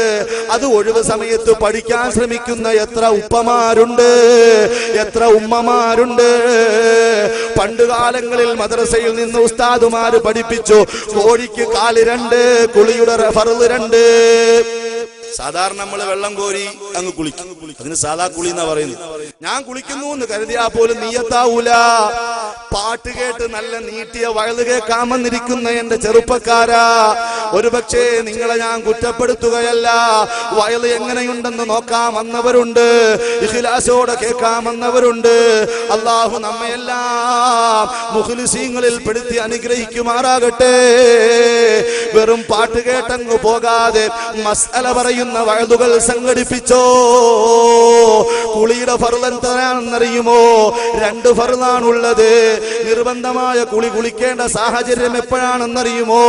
ഓ പെണ്ണെ, നിനക്ക് ഹൈദ് മുറിയുന്ന സമയത്ത്, നീ പ്രസവിച്ച് കഴിഞ്ഞ് പ്രസവരക്തം മുറിയുന്ന സമയത്ത്, ഓ ചെറുപ്പക്കാരാ, നിന്റെ പ്രിയപ്പെട്ട ഭാര്യയുമായി ബന്ധപ്പെട്ടതിന് ശേഷം നീ ജനാബത്തുണ്ടാകുന്ന സമയത്ത്, അങ്ങനെ ഉണ്ടാകുന്ന സന്ദർഭത്തിൽ നീ ഒരുപക്ഷെ ക്ഷീണത്തോട് വന്ന് ഉച്ചയ്ക്ക് കിടന്നുറങ്ങുമ്പോ സ്വപ്നസ്ഖലനമുണ്ടായി നിനക്ക് ജനാബത്തുണ്ടാകുന്ന സമയത്തൊക്കെ നീ കുളിക്കേണ്ട കുളി നിർബന്ധ കുളിയാണ്. അവിടെ നീ ചെയ്യേണ്ട നിയ്യത്ത് ഏതാണെന്നറിയുമോ? എന്റെ വലിയ ശുദ്ധിയെ ഞാൻ ഉയർത്തുന്നു, എന്റെ ജനാബത്ത് കുളിയെ ഞാൻ ഉയർത്തുന്നു, എന്റെ നിസ്കാരത്തെ ഞാൻ ഫർളാക്കുന്നു തുടങ്ങി നിരവധി നിയ്യത്തുകളുണ്ട്. അതിൽ ഏതെങ്കിലും ഒരു നിയ്യത്ത് നീ ചൊല്ലണം. എന്നിട്ട് 2ാമത്തെ ഫർള്, നിന്റെ ശരീരം എല്ലാം വെള്ളം നടത്തുക, രോമകൂപങ്ങൾ വെള്ളമെത്തിക്കുക, ചുക്കിച്ചുളിഞ്ഞ ഭാഗങ്ങൾ വെള്ളമെത്തിക്കുക, സമയത്ത് വെളിവാകുന്ന ജനനേന്ദ്രത്തിന്റെ ഭാഗം കഴുകുക, നല്ലതുപോലെ കുളിക്കുക, കശമൊക്കെ നല്ലതുപോലെ വെള്ളമെത്തിച്ച് കഴുകുക, ചുളുങ്ങിയ ഭാഗങ്ങളിൽ വെള്ളമെത്തിക്കുക. അങ്ങനെ അല്ലാതെ നീ കുളിച്ചാൽ നിന്റെ നിർബന്ധമായ കുളി വീടൂല. നീ പള്ളിയിൽ കയറാൻ പിന്നെ പറ്റൂല, നിന്റെ നിസ്കാരം പിന്നെ ശരിയാവൂല. ഇനി ഫാത്തിഹ ഒന്ന് ഓതിപ്പിച്ചോക്കെ. അല്ലാഹുവിന്റെ പദറുമല്ല. മാലിക് യൗമിദ്ദീൻ, അർറഹ്മാൻ റഹീം, ഹാ ആരാ നല്ലോണം ഉച്ചരിക്കുന്നത്? ഇതൊക്കെ പഠിക്കാനുള്ളതാണ്. ഒഴിവ് സമയങ്ങളിൽ പഠിക്കാൻ, ഒഴിവ് സമയങ്ങളിൽ അധ്വാനിക്കാൻ ഹബീബ് സയ്യിദുനാ മുഹമ്മദുർ റസൂലുള്ളാഹി. അതുകൊണ്ട് ഒരു ജോലി കഴിഞ്ഞാൽ അടുത്ത ജോലി നീ തുടങ്ങുക. നമ്മുടെ നാട്ടിലൊക്കെ ചെറുപ്പക്കാര് പറയും, ഉസ്താദെ PSC ടെസ്റ്റ് ഒക്കെ എഴുതിയിട്ടുണ്ട്, ജോലി കിട്ടിയിട്ട് വേണം 10 ദിവസം ലീവ് എടുക്കാൻ. എന്താ പറയുന്നത്? ഇപ്പൊ ഇങ്ങനെ കടപ്പുറത്ത് തെറ്റി തിരിഞ്ഞു കിടക്കാൻ. ജോലി കിട്ടിയിട്ട് വേണം 10 ദിവസം ലീവ് എടുക്കാൻ. അപ്പൊ ഇപ്പോഴേ ഈ ജോലി കിട്ടുന്നതിന് മുമ്പേ ലീവ് എടുക്കാൻ വേണ്ടി ഇങ്ങനെ ചിന്തിക്കുന്ന ജനങ്ങളാണ്. അത് പാടില്ല. ഒരു ജോലി കഴിഞ്ഞാൽ അടുത്ത ജോലി ചെയ്യുക. പമ്പിങ് നീ പഠിക്കുക, വയറിങ് നീ പഠിക്കുക. അങ്ങനെ എന്തെല്ലാം കാര്യങ്ങൾ നമുക്ക് പഠിക്കാനുണ്ട്. സയ്യിദുനാ മുഹമ്മദുർ റസൂലുള്ളാഹി സ്വല്ലല്ലാഹു അലൈഹി വസല്ലമ തങ്ങൾ അവിടുത്തെ സ്വർണ്ണ വിഭ്രമ പൊഞ്ചുണ്ടുകളിൽ നിന്ന് നിർഗളിച്ച ഹദീസുകൾ ഹബീബ് പറയുന്നു, ഇന്ന മിനദ്ദുനൂബി ദുനൂബാ, ഞാനും നിങ്ങളും ചെയ്തു പോയ ഒരുപാട് പാപങ്ങളുണ്ട്, ഒരുപാട് തിന്മകളുണ്ട്. ലാ യുകഫിറുഹാ സൗമും വസ്സലാ, ഒരു നിസ്കാരമോ ഒരു നോമ്പോ ആ പാപങ്ങളെ പൊറുപ്പിക്കുകയില്ല. പിന്നെ ഏതാണ് ആ പാപങ്ങളെ പൊറുപ്പിക്കുന്ന അമല്? വഇന്നമാ യുകഫിറുഹാ അസ്സഅയു ലിതലബിർ റിസ്ഖി, നിന്റെ കുടുംബത്തിന് വേണ്ടി ഭക്ഷണം അധ്വാനിക്കുന്ന ജോലി ചെയ്യുമ്പോൾ, കൈക്കോട്ട് പിടിക്കുമ്പോൾ, നല്ല വല ഇങ്ങനെ പിടിച്ച് വലിക്കുമ്പോൾ, വഞ്ചി തുഴഞ്ഞുകൊണ്ട് നീ അരമാലകളെ തിരമാലകളെ ഭേദിച്ചു കൊണ്ടുപോകുമ്പോൾ, അങ്ങനെ തൊഴിലന്വേഷിച്ചു നീ പോകുന്ന ആ പോക്കാണ്, ജോലി ചെയ്യുന്ന ഓരോ പ്രവർത്തനങ്ങളാണ് ചില പാപങ്ങളെ പൊറുപ്പിക്കുന്നതെന്ന് മുഹമ്മദുർ റസൂലുള്ളാഹ് സ്വല്ലല്ലാഹു അലൈഹി വസല്ലമ തങ്ങൾ തൊഴിൽ ചെയ്യാൻ സമൂഹത്തോട് പറയുകയാണ്. നിത്താഖാത്ത് മൂലം റിട്ടയർഡ് ഗൾഫുകാര് വിഷമിക്കണ്ട. നമ്മുടെ നാട്ടിൽ പെരപണിയാൻ വേണ്ടി നമ്മളതാ അന്യദേശത്തു നിന്ന് ആളെ ഇറക്കുമതി ചെയ്യുകയാ. എന്നാൽ അതിന്റെ ഒന്നും ആവശ്യം നമുക്കില്ല. നമ്മൾ തന്നെ ഇറങ്ങിക്കോ. ഓരോ പണിക്കും അതിൻ്റെതായ സ്ഥാനമുണ്ട്. കൈക്കോട്ടെടുത്ത് ഇറങ്ങിക്കോ. നിന്റെ കയ്യിലുണ്ടാകുന്ന തഴമ്പ്, നിന്റെ കയ്യിലുണ്ടാകുന്ന വേദന, അത് നിന്റെ പാപങ്ങളെ പൊറുപ്പിക്കുന്നതാണ്. നിന്റെ ഭാര്യയ്ക്ക് നീ അധ്വാനിച്ചു കൊണ്ട് കൊടുക്കുന്നത്, ആദ്യമായി കിട്ടിയ ശമ്പളം ആ ഭാര്യയുടെ കയ്യിലേക്ക് നീ കൊടുക്കുന്നത്, നിന്റെ ഉസ്താദുമാരോട് സന്തോഷം പങ്കിടുന്നത്, നിന്റെ കുടുംബത്തിൽ നിന്ന് ഉമ്മ ജീവിച്ചിരിക്കാം, ഉപ്പ ജീവിച്ചിരിക്കാം, അവർക്കെല്ലാം നീ അധ്വാനിച്ചു കൊടുക്കുന്നത് നിന്റെ പാപം പൊറുപ്പിക്കുന്ന പണിയാണെന്ന് ഒരിക്കലും കള്ളം പറയാത്ത സാദിഖുൽ മസ്ദൂഖ് ത്വാഹ റസൂലുള്ളാഹ് മരവിച്ചുപോയ, വരൾച്ച ബാധിച്ചുപോയ ഹൃദയങ്ങൾക്ക് അതാ വസന്തത്തിന്റെ 1000 പുഷ്പകാലം സമർപ്പിച്ച ലോകത്തിന്റെ ഗുരുവേ മുഹമ്മദുർ റസൂലുള്ളാഹ് സല്ലല്ലാഹു അലൈഹി വസല്ലമ തങ്ങൾ പറയുകയാണ്. വീണ്ടും ബുഖാരിയുടെ 2072 ഹദീസ്, عن مقدام رضي الله عنه عن رسول الله صلى الله عليه وسلم قال مقدام رضي الله عنه റിപ്പോർട്ട് ചെയ്യുന്ന നബി തങ്ങൾ പറഞ്ഞു മാ അകല അഹദുൻ തആമൻ ഖത്തുൻ ഖൈറൻ മിൻ അൻ യഅകുല മിൻ അമലി യദിഹി ഒരു മനുഷ്യൻ അവന്റെ അധ്വാനത്തിൽ നിന്ന് അവന്റെ ചോര നീരാക്കിയ അധ്വാനത്തിൽ നിന്നുണ്ടാകുന്ന സമ്പാദ്യത്തിൽ നിന്ന് അങ്ങോട്ട് പോകുമ്പോഴാണ് അവൻ ഒരു നാരങ്ങ വെള്ളം വാങ്ങി കുടിക്കുന്നത്, അല്ലെങ്കിൽ ഒരു കടയിൽ കയറി ഭക്ഷണം കഴിക്കുന്നത്. അങ്ങനെ സ്വന്തം അധ്വാനത്തിൽ നിന്ന് കഴിക്കുന്ന ഭക്ഷണമാണ് ഏറ്റവും നല്ല ഭക്ഷണമെന്ന് ലോകത്തിന്റെ ഗുരു മുഹമ്മദുർ റസൂലുള്ളാഹ്. മാത്രമല്ല, പ്രവാചക പരമ്പരയിലെ നിരവധി പ്രവാചകന്മാരുടെ ചരിത്രം വായിക്കുമ്പോൾ ആടുമേയിച്ചവരുണ്ട്, കൃഷി ചെയ്തവരുണ്ട്, കൊല്ലപ്പണിയെടുത്തവരുണ്ട്, അതേ മരപ്പണിയെടുത്തവരുണ്ട്. നൂഹ് നബി അലൈഹിസ്സലാത്തു വസ്സലാം അതേ ഒന്നാം തരം കപ്പലുണ്ടാക്കിയില്ലയോ?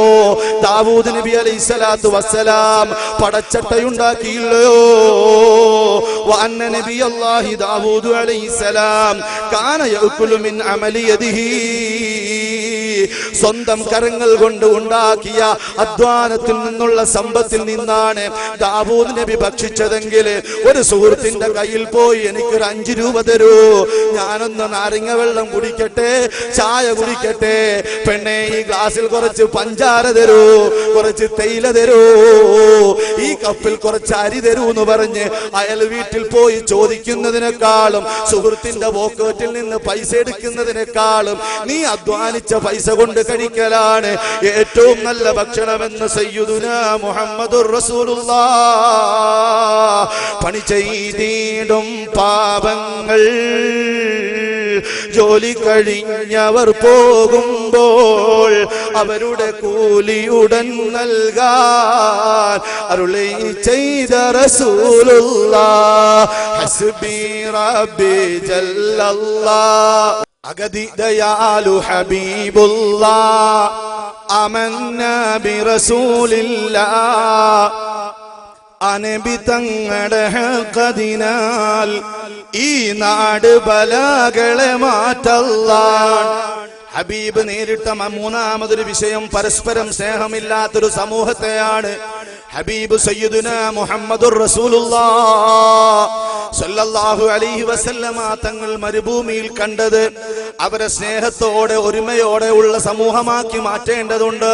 മക്കയിൽ നിന്ന് ഹിജ്റയ്ക്ക് വന്ന മദീനയിലേക്ക് വന്ന ആളുകൾ, ആ മദീനക്കാരായ സഹാബികൾ എങ്ങനെയാണ് സ്വീകരിച്ചത്? 2 ഭാര്യമാരുള്ള സഹാബി അതേ തന്റെ ഒരു ഭാര്യയെ ത്വലാഖ് ചൊല്ലി തന്റെ സഹോദരന് നിക്കാഹ് ചെയ്തു കൊടുക്കുന്ന അത്രയ്ക്കും വലിയൊരു സാഹോദര്യത്തിലേക്ക് ഹബീബ് സയ്യിദുനാ മുഹമ്മദുർ റസൂലുള്ളാഹി സ്വല്ലല്ലാഹു അലൈഹി വസല്ലമ തങ്ങൾ മാറ്റിയെടുക്കുകയാണ്. ഒരു സഹോദരന്റെ വീട്ടിൽ ഒരു ആടിന്റെ തല വരുന്നു. പാവപ്പെട്ട സഹാബിയുടെ വീടാണ്. ആ തല സ്വീകരിച്ചുകൊണ്ട് അദ്ദേഹം ചിന്തിക്കുകയാണ്, റബ്ബേ, എന്റെ വീട്ടിന്റെ അയൽഭാഗത്ത് എന്നെക്കാളും പാവപ്പെട്ടവരുണ്ട്, മുഴിപ്പട്ടിണിക്കാരുണ്ട്, അരപ്പട്ടിണിക്കാരുണ്ട്. എന്നെക്കാളും ഇതിന് അർഹത അവനാണെന്ന് മനസ്സിലാക്കി ആ ആടിന്റെ തല അപ്പുറം കൊണ്ടു കൊടുക്കുന്നു. സ്നേഹമുള്ള സഹോദരനുമുള്ള ആ സഹാബി ചിന്തിക്കുന്നത് എന്നെക്കാളും അർഹൻ അടുത്ത വീട്ടിലുള്ളവനാണ്. അങ്ങനെ അത് മാറി മാറി മാറി 40ഓളം വീടുകൾ കഴിഞ്ഞ് ആദ്യമായി തല കൊടുത്ത ആളിന്റെ വീട്ടിലേക്ക് ആ തല വന്നു എങ്കിൽ സാഹോദര്യത്തിന്റെ സ്നേഹം ലോകത്ത് പഠിപ്പിച്ച മരുഭൂമിയിലെ വസന്തമേ മുഹമ്മദുർ റസൂലുള്ളാഹ് സ്വല്ലല്ലാഹു അലൈഹി വസല്ലമ തങ്ങൾ അവിടുന്ന് പറയുന്നു, മല്ലാ യർഹം ലാ യുർഹം. കരുണ ചെയ്യാത്തവൻ അവന് കരുണയുണ്ടാവുകയില്ല. അത് സ്നേഹം കൊടുക്കാത്തവന് മറ്റുള്ളവരിൽ നിന്ന് സ്നേഹം ലഭിക്കുകയില്ല. Give respect and take respect. അങ്ങനല്ലേ പഠിപ്പിച്ചത്? അങ്ങോട്ട് സ്നേഹം കൊടുക്കുക, ഇങ്ങോട്ട് സ്നേഹം വാങ്ങുക. അങ്ങോട്ട് ബഹുമാനം കൊടുക്കുക, ഇങ്ങോട്ട് ബഹുമാനം കൊടുക്കുക. ഹബീബ് സയ്യിദുനാ മുഹമ്മദുർ റസൂലുള്ളാഹി സല്ലല്ലാഹു അലൈഹി വസല്ലമ തങ്ങൾ പറഞ്ഞു, ഇർഹമൂ മൻ ഫിൽ അർദ്. ഭൂമിയിലുള്ളവരോട് കരുണ കാണിക്കുക. എന്നാൽ യർഹമുക്കും മൻ ഫിസ്സമാ, ആകാശത്തിന്റെ അധിപൻ നിങ്ങൾക്ക് കരുണ ചൊരിയുന്നതാണ്.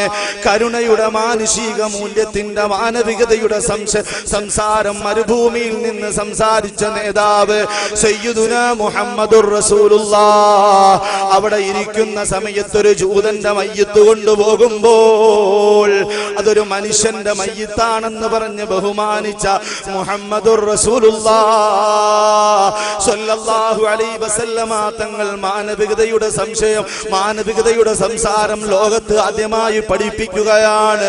ഇന്ന് നമ്മുടെ പോലീസ് ഉദ്യോഗസ്ഥൻ അവന്റെ ഔദ്യോഗിക വേഷത്തിൽ അവന്റെ ഔദ്യോഗിക വാഹനത്തിൽ റോഡിലൂടെ പോകുമ്പോൾ ഒരു ശവം കൊണ്ടുപോകുന്ന അവൻ കാണുകയാണെങ്കിൽ, ഒരു മയ്യിത്ത് അവൻ കൊണ്ടുപോകുന്നത് കാണുകയാണെങ്കിൽ ഉടനെ തന്നെ വണ്ടി നിർത്തിയിട്ട് അവൻ ആ മയ്യത്തിന് സല്യൂട്ട് ചെയ്യണമെന്ന് പോലീസ് നിയമത്തിൽ എഴുതി വെച്ചത് അതേ ലോകത്തിന്റെ നേതാവ് ത്വാഹ റസൂലുള്ളാഹി സ്വല്ലല്ലാഹു അലൈഹി വസല്ലമ തങ്ങൾ അതൊരു ജൂതന്റെ മയ്യിത്തല്ല, അതൊരു മനുഷ്യന്റെ മയ്യിത്താണെന്ന് പഠിപ്പിച്ച ശകലങ്ങൾ അതേ കോപ്പി ചെയ്യപ്പെടുകയാണ്. അതുകൊണ്ട് ഭൂമിയിലുള്ളവരോട് കരുണ കാണിക്കുക, മൃഗങ്ങളോട് കരുണ കാണിക്കുക. സയ്യിദുനാ റസൂലുള്ളാഹി സ്വല്ലല്ലാഹു അലൈഹി വസല്ലമ തങ്ങൾ മരുഭൂമിയിലൂടെ നടക്കുമ്പോ ഒരാടിനെ അറുക്കാൻ കൊണ്ടുപോകുന്നു. ആ ആടിനെ കൈകാലുകൾ കെട്ടിയിട്ട് വലിച്ചടച്ച് കൊണ്ടുപോവുകയാ. നബി തങ്ങൾ പറഞ്ഞു, എടോ അതിനെ അറുക്കുന്നതിന് മുമ്പ് നീ കൊല്ലുകയാണോ? അപ്പൊ അയാൾ പറഞ്ഞു, എന്തായാലും കൊല്ലാൻ കൊണ്ടുപോവുകയല്ലേ. അല്ല അല്ല, അതിനോട് നീ കരുണ കാണിക്കുക, മാന്യമായി അതിനെ കൊണ്ടുപോവുക. ഒന്ന് രണ്ട് മൃഗങ്ങളെ അറുക്കാനുണ്ടെങ്കിൽ ഒന്നിന്റെ മുമ്പിൽ വെച്ച് മറ്റതിനെ അറുക്കാതിരിക്കുക. നല്ല മൂർച്ചയുള്ള കത്തി കൊണ്ട് പെട്ടെന്ന് നീ അറുക്കുക, അതിനെ വേദനിപ്പിക്കരുതെന്ന് മാനുഷാത പാടിയ ലോകത്തിന്റെ നേതാവേ, മക്കയുടെ ജേതാവേ സയ്യിദുനാ റസൂലുള്ളാഹ് സല്ലല്ലാഹു അലൈഹി വസല്ലം.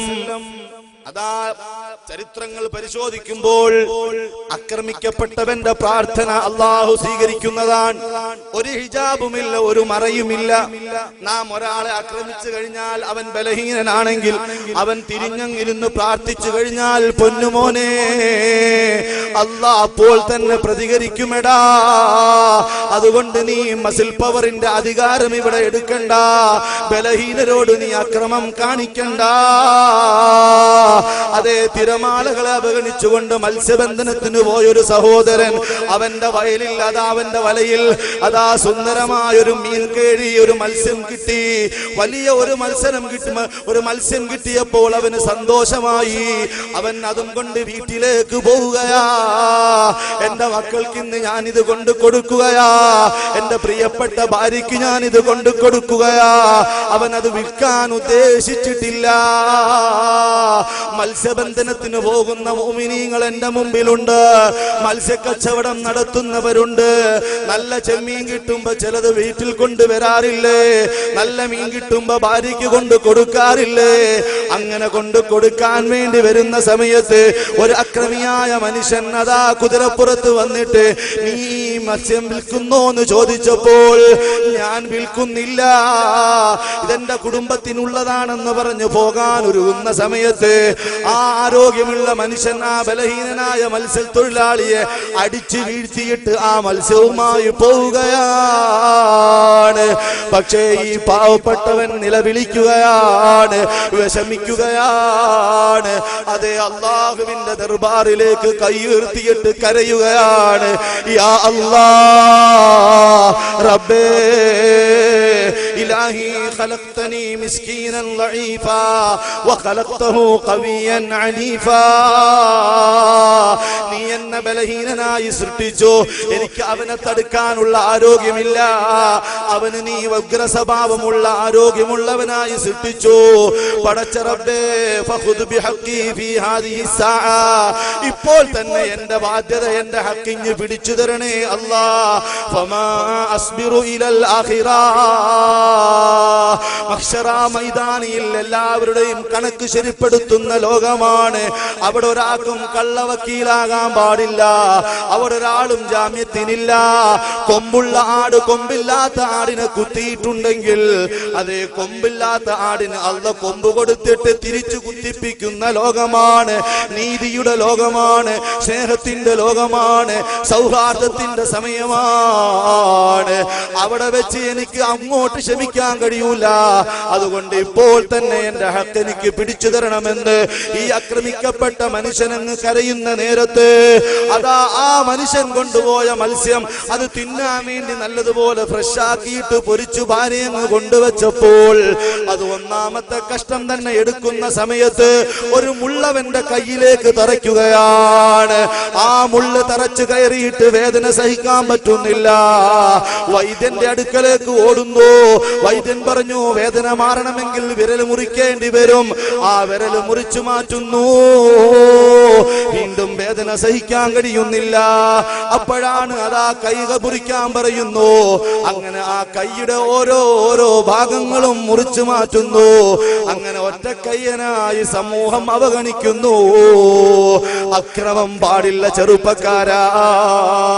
നിന്റെ മുതിർന്നവരോട് നീ ബഹുമാനം കാണിക്കണം. മാതാപിതാക്കളെ നീ അംഗീകരിക്കണം. കുടുംബ ബന്ധം നീ ചേർക്കണം കേട്ടോ. നബി സല്ലല്ലാഹു അലൈഹി വസല്ലമ തങ്ങൾ പറയുന്നു, അർറഹിമത്തു മുഅല്ലഖത്തുൻ ബിൽ അർശ്.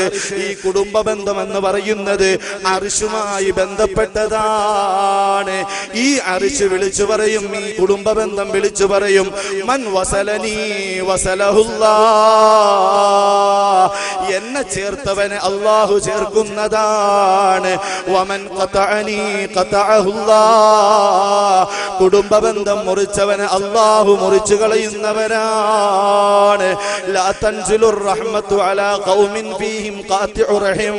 കുടുംബ ബന്ധം മുറിച്ചവന്റെ ആ സമൂഹത്തിൽ കരുണ ഉണ്ടാവൂല. സ്വന്തം മക്കളെ കൊല്ലുന്ന കാലഘട്ടമാണ്. വൃദ്ധരായ മാതാപിതാക്കളുടെ വൃദ്ധസദനത്തിൽ കൊണ്ടുപോകുന്ന കാലഘട്ടമാണ്. നമ്മുടെ ഇടയിൽ ഒരുപാട് യതീമക്കളില്ലേ? അവരെ കാണുമ്പോൾ അവരുടെ തലയിൽ സ്നേഹത്തോടെ ഒന്ന് തടവണേ സുഹൃത്തേ.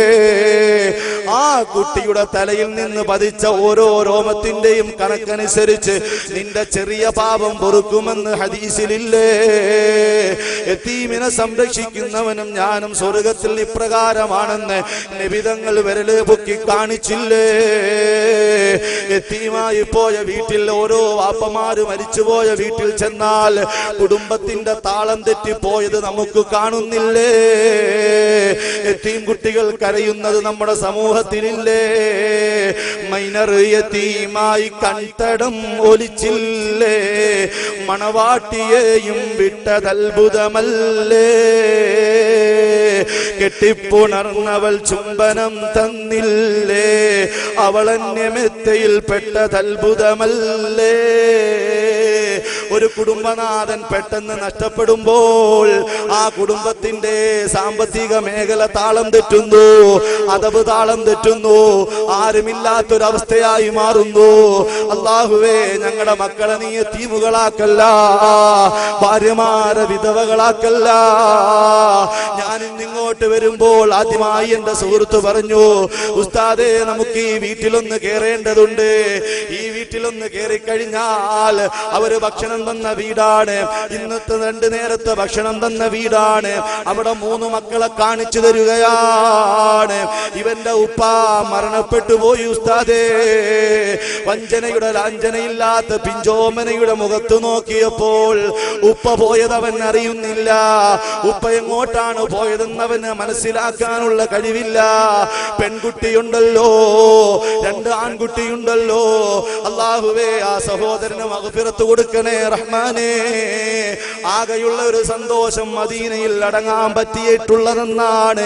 എന്റെ പ്രിയപ്പെട്ടവരെ, എന്തായാലും തന്നെ സമൂഹത്തിൽ യതീമായി പോകുന്ന ആളുകൾ, അബലരായി പോകുന്ന ആളുകൾ, രോഗിയായി പോകുന്ന ആളുകൾ, നമ്മുടെ ഈ വഅദ് സംഘടിപ്പിച്ച് എന്തെങ്കിലും മിച്ചമുണ്ടെങ്കിൽ അത് രോഗമായി കടക്കുന്നവർക്ക് ചികിത്സയ്ക്ക് കൊടുക്കാനാണെന്ന് ഇതിന്റെ സംഘാടകർ പറയുമ്പോൾ എന്ത് ആവേശമാണ്, എന്ത് സന്തോഷമാണ്.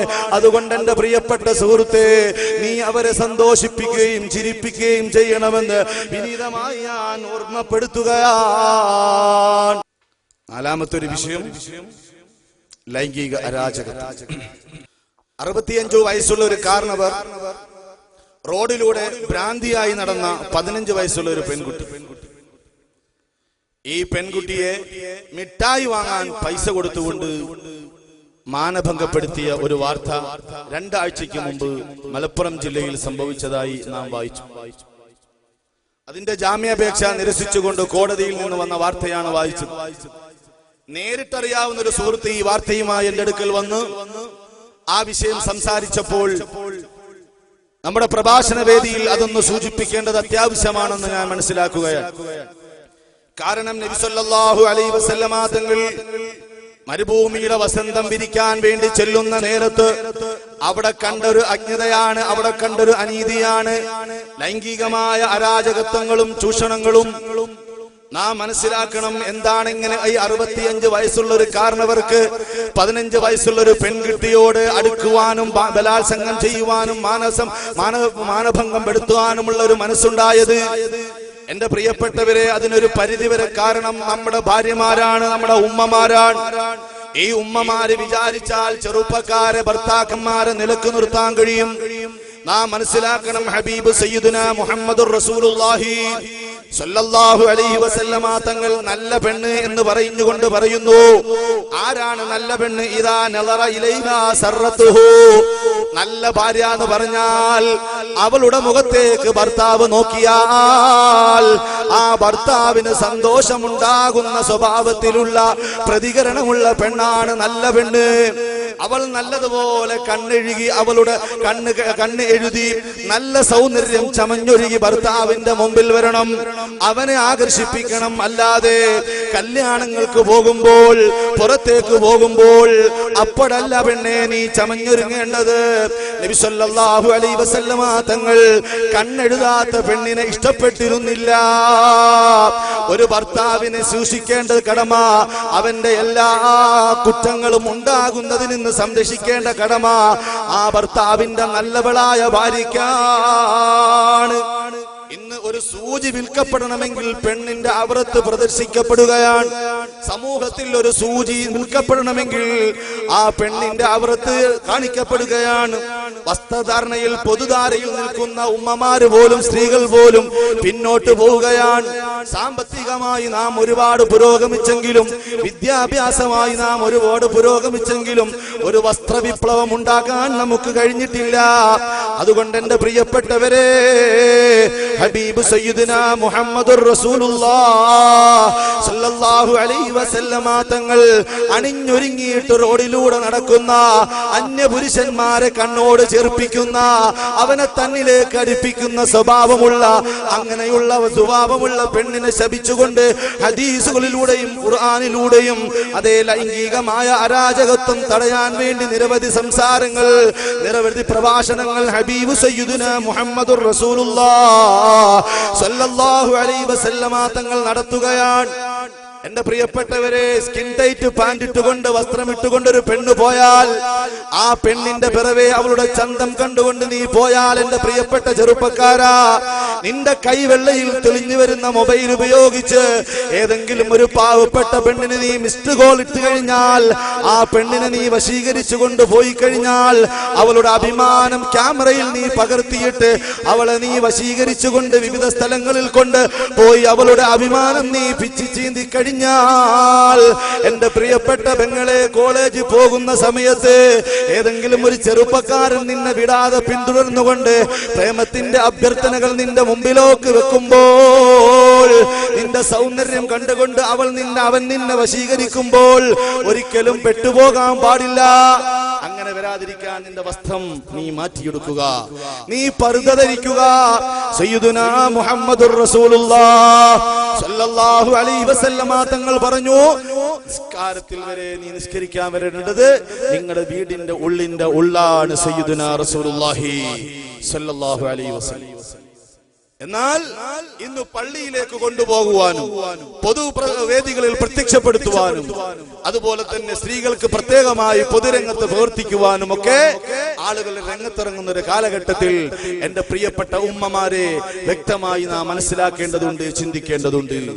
സയ്യിദുനാ റസൂലുള്ളാഹി സ്വല്ലല്ലാഹു അലൈഹി വസല്ലമ തങ്ങൾ പഠിപ്പിച്ചതനുസരിച്ച് നാം മുന്നോട്ട് പോയില്ല എങ്കിൽ നമ്മുടെ മക്കൾ നമ്മുടേതല്ലാതാകുന്ന ഒരു സാഹചര്യമാണ് നമുക്ക് കാണാൻ കഴിയുന്നത്. നിങ്ങൾ നോക്കൂ, ഡിസംബർ 4, 2013 ഇറങ്ങിയ ഇന്ത്യ ടുഡേ, ആ ഇന്ത്യ ടുഡേയിൽ ഇളം മാംസ വിപണിയിലെ ഇരകൾ എന്ന് പറയുന്ന ഒരു ലേഖനം ഞാൻ വായിക്കുകയുണ്ടായി. ആ ലേഖനത്തിലെ പ്രതിപാദ്യ വിഷയം എന്താണ്? കോഴിക്കോട് ജില്ലയിൽ പെരുവണ്ണാമുഴി എന്ന് പറയുന്ന സ്ഥലത്ത്, ആ സ്ഥലത്ത് വിദ്യാർത്ഥിനികളെ, സ്കൂളിൽ പഠിക്കുന്ന വിദ്യാർത്ഥിനികളെ ലൈംഗികമായി ധാരാളമായി ചൂഷണം ചെയ്യുകയാണ്. ആ ചൂഷണത്തിന് വിധേയമായ ഒരു കുട്ടി 2 മാസങ്ങൾക്ക് മുമ്പ് ആത്മഹത്യ ചെയ്തു. അതിൽ കുടുങ്ങിപ്പോയ മറ്റൊരു കുട്ടി ആത്മഹത്യ ശ്രമിച്ചിട്ട് പരാജയപ്പെട്ടപ്പോൾ ആ പെണ്ണെഴുതി വെച്ചൊരു വാർത്ത, ഒരു കത്ത് ഞാൻ ഇവിടെ വായിക്കുകയാണ്. എന്റെ പ്രിയപ്പെട്ടവരെ, ആ കത്തെഴുതി വെച്ചുകൊണ്ട് ആ പ്രിയപ്പെട്ട പെണ്ണ് പറയുന്നു, നിങ്ങൾ എനിക്ക് വേണ്ടി ദുആ ചെയ്യണം. ദുആ ചെയ്യണമെന്ന് പറയുന്ന ആ പദം തന്നെ അറബിയിലാണ് ആ പെൺകുട്ടി എഴുതുന്നതെങ്കിൽ മദ്രസയിൽ പോയ പഠിച്ച പെണ്ണാണ്, ദീനീ ബോധമുള്ള മാതാപിതാക്കളുടെ പെൺകുട്ടിയാണ്. പക്ഷേ പ്രേമത്തിന്റെ പേരിൽ ഏതെങ്കിലും ഒരാൾ അവിടെ നിന്ന് കയ്യും കണ്ണും കാലും കാണിച്ചപ്പോൾ, നിങ്ങൾ LKGയോ UKGയോ പാസ്സാകുമ്പോൾ, കേവലം SSLC പാസ്സാകുന്ന സമയത്ത് നിങ്ങളെ പ്രിയപ്പെട്ട മക്കൾക്ക് നിങ്ങൾ വാങ്ങിച്ചു കൊടുക്കുന്ന പേഴ്സണൽ കമ്പ്യൂട്ടർ ഉണ്ടല്ലോ, കൈവെള്ളയിൽ അരിച്ചു വരുന്ന വൃത്തികെട്ട ചിത്രങ്ങൾ അടങ്ങിയ മോസ്റ്റ് മോഡേൺ മൊബൈലുകൾ ഉണ്ടല്ലോ, രഹസ്യമായ മുറിയിൽ അവർ പങ്കിടുന്നത് ആരോടാണ്? അങ്ങനെ ചിത്രങ്ങൾ കൈമാറി, പ്രേമങ്ങൾ കൈമാറി, ശരീരം കൈമാറി, അവസാനം മൊബൈൽ ഫോണിൽ അവരുടെ നഗ്നമായ ചിത്രങ്ങൾ എടുത്തിട്ട് അതുകൊണ്ട് വീണ്ടും വീണ്ടും ഭീഷണിപ്പെടുത്തി അവസാനം അവളെ അതാ സർവ്വ സ്വാതന്ത്ര്യങ്ങളും സർവ്വ സൗന്ദര്യങ്ങളും ഊറ്റിയെടുത്ത് അവളെ നശിപ്പിച്ചു കളയുമ്പോൾ ആത്മഹത്യക്ക് ശ്രമിച്ച ഒരു പെൺകുട്ടിയുടെ ലെറ്ററാണ്. ആ ലേഖനത്തിൽ അവസാനം പറയുന്നൊരു പോയിന്റ് ഉണ്ട്. എന്താ പോയിന്റ്? എന്റെ പ്രിയപ്പെട്ടവരെ, വായിക്കുകയാണ്. ചെറുപ്രായത്തിൽ തന്നെ ലൈംഗിക ചേഷ്ടകളോടുകൂടിയ ചാനലുകളിൽ നൃത്തം ചെയ്യുന്ന പെൺകുട്ടികളെ പ്രോത്സാഹിപ്പിക്കുന്ന മാതാപിതാക്കൾ ഉണ്ടോ? ഇതിൽ എഴുതുന്ന ആരാന്നറിയാമോ? ആലുവ UC കോളേജ് അധ്യാപികയും കവിയത്രിയുമായ ഒരു സാറാണ് ഇത് എഴുതുന്നത്. എന്താ എഴുതുന്നത്?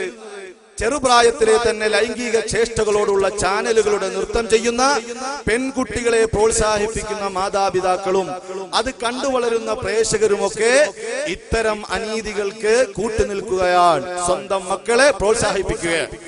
അവരുടെ വൾഗർ മോഡൽ ഡ്രസ്, പെരുന്നാളിന്റെ തലേന്ന് തന്റെ മകൾക്ക് വേണ്ടി ടെക്സ്റ്റൈൽസ് പോയി ഡ്രസ് എടുക്കുന്ന പ്രിയപ്പെട്ട ഉമ്മ,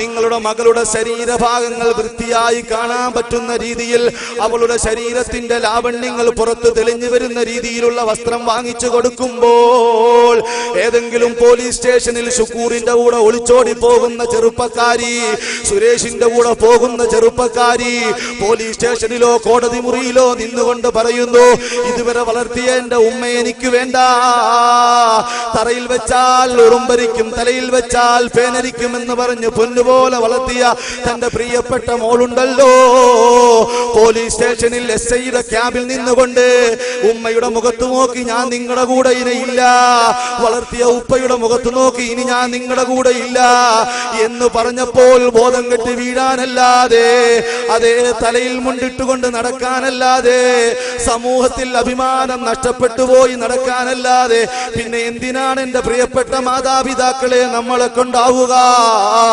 അതിന് ആരാണ് വളം വെച്ചു കൊടുത്തത്?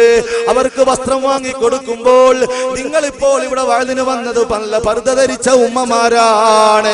അതുപോലെ അവരത്ത് മറച്ചു നടത്താൻ തന്റെ പെൺമക്കളെ ചെറുപ്പത്തിലെ ശീലിപ്പിക്കേണ്ടതുണ്ട്, നിസ്കാരം പഠിപ്പിക്കേണ്ടതുണ്ട്.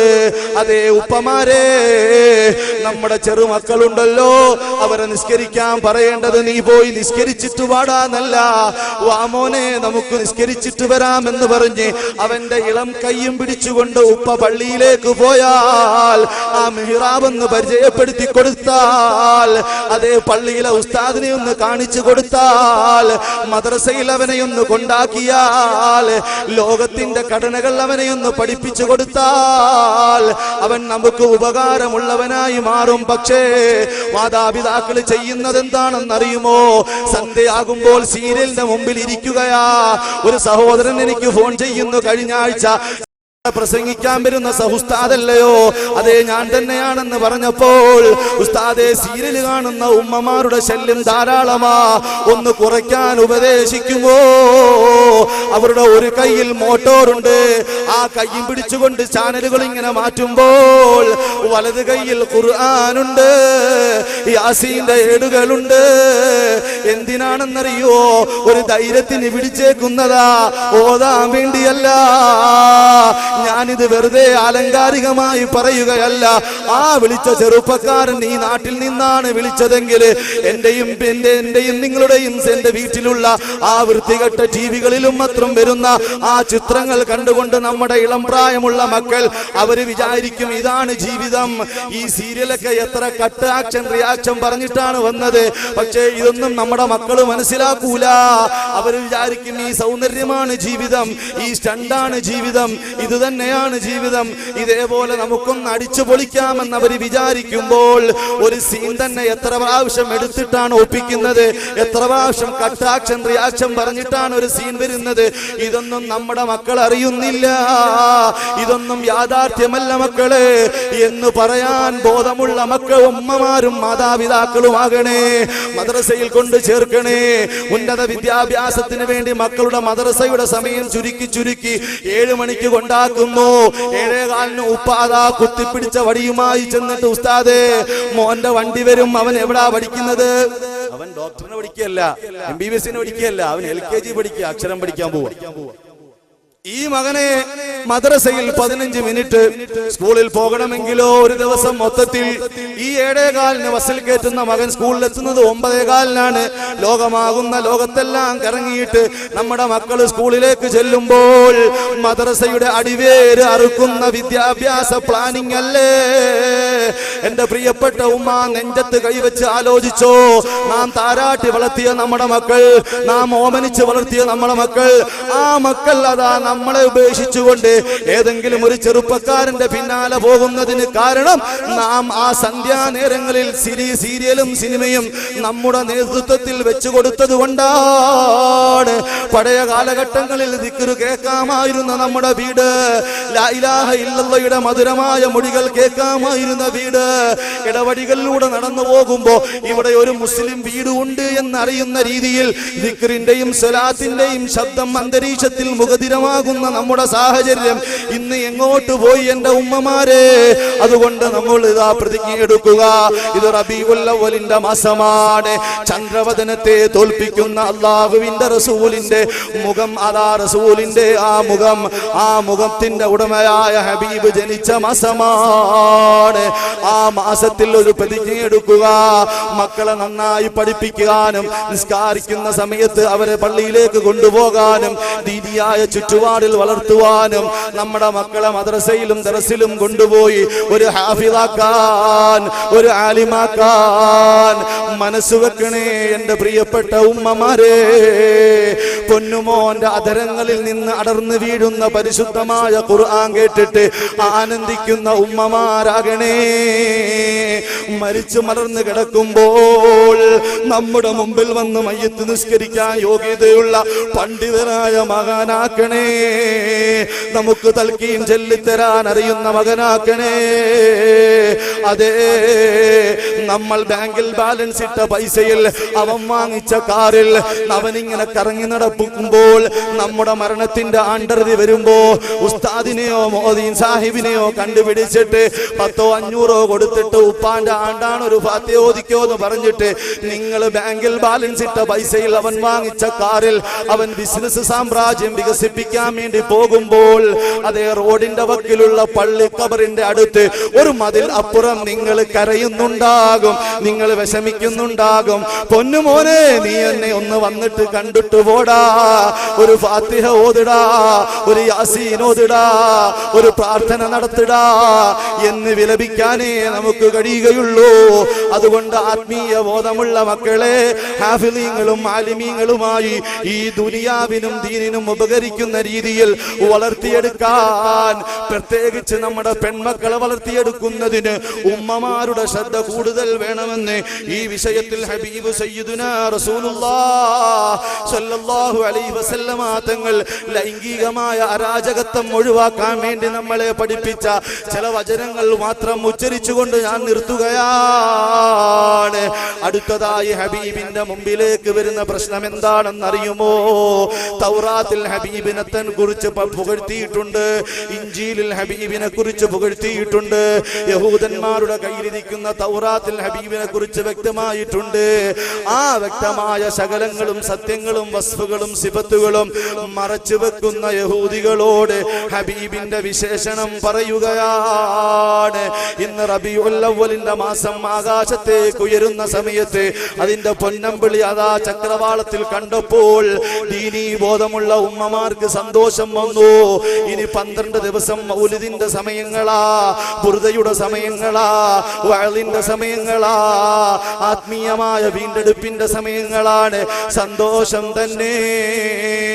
നമ്മളെല്ലാവരും പാടി അന്തതതുലു ബൈനനാ ഫിൽ കവാകിബി കൽബുദൂർ ബൽ വഅശ്റഫു മിൻഹു യാ സയ്യിദി ഖൈറൻ നബി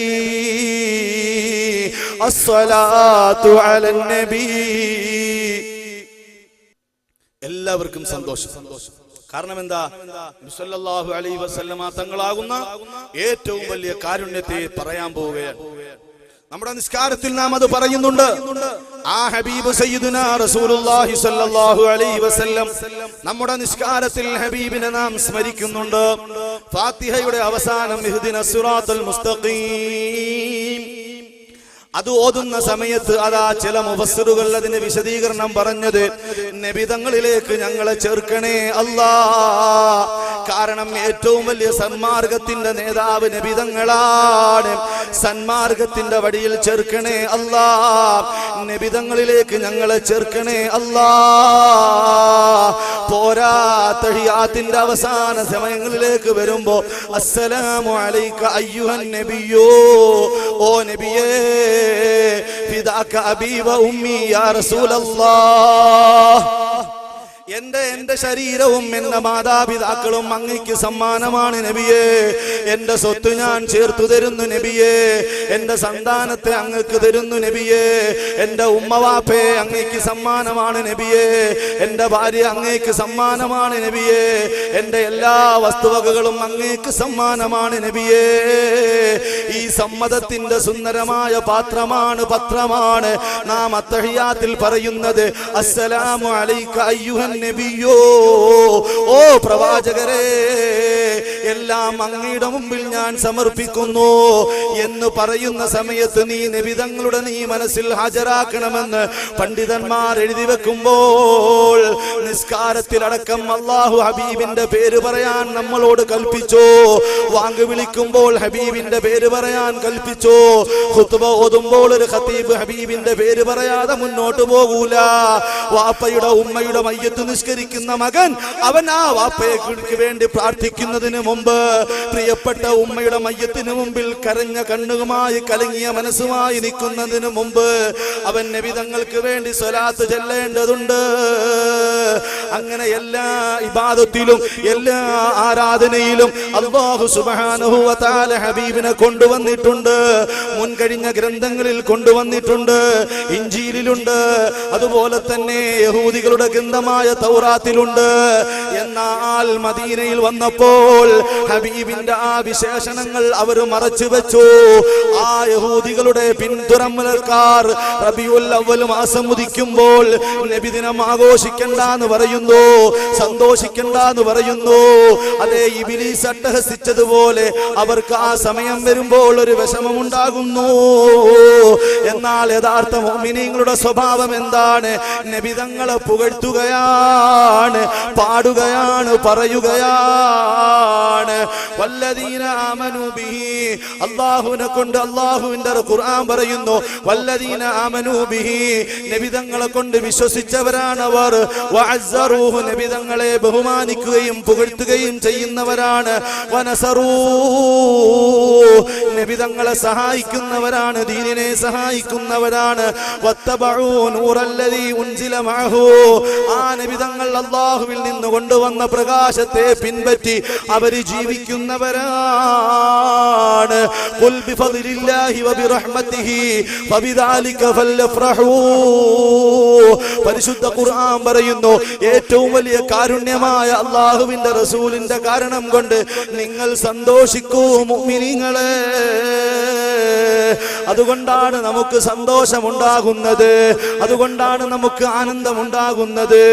എന്റെ പ്രിയപ്പെട്ടവരെ, ഈ ദുനിയാവിൽ തന്നെ പ്രേമത്തിന് എത്രയെത്ര തലങ്ങളാണ്. അറേബ്യൻ കഥകളെ പിടിച്ചു കുലുക്കിയ ലൈല മജ്നൂന്റെ കഥയറിയില്ലയോ? ആ ലൈലയെ സ്നേഹിച്ച മജ്നൂൻ എന്ന് പറയുന്ന ആൾ എത്രമാത്രമാണ് ആ പെണ്ണിനെ സ്നേഹിച്ചത്. വെറും ഒരു വൃത്തികെട്ട പെണ്ണ്, നാറുന്ന പെണ്ണ്, രാവിലെ കുളിക്കാതെ മുന്നിൽ വന്നാൽ അടുക്കൂല. ഭർത്താവ് രാവിലെ പല്ല് തേക്കാതെ മുന്നിൽ വന്നാൽ ഭാര്യ അടുക്കൂല.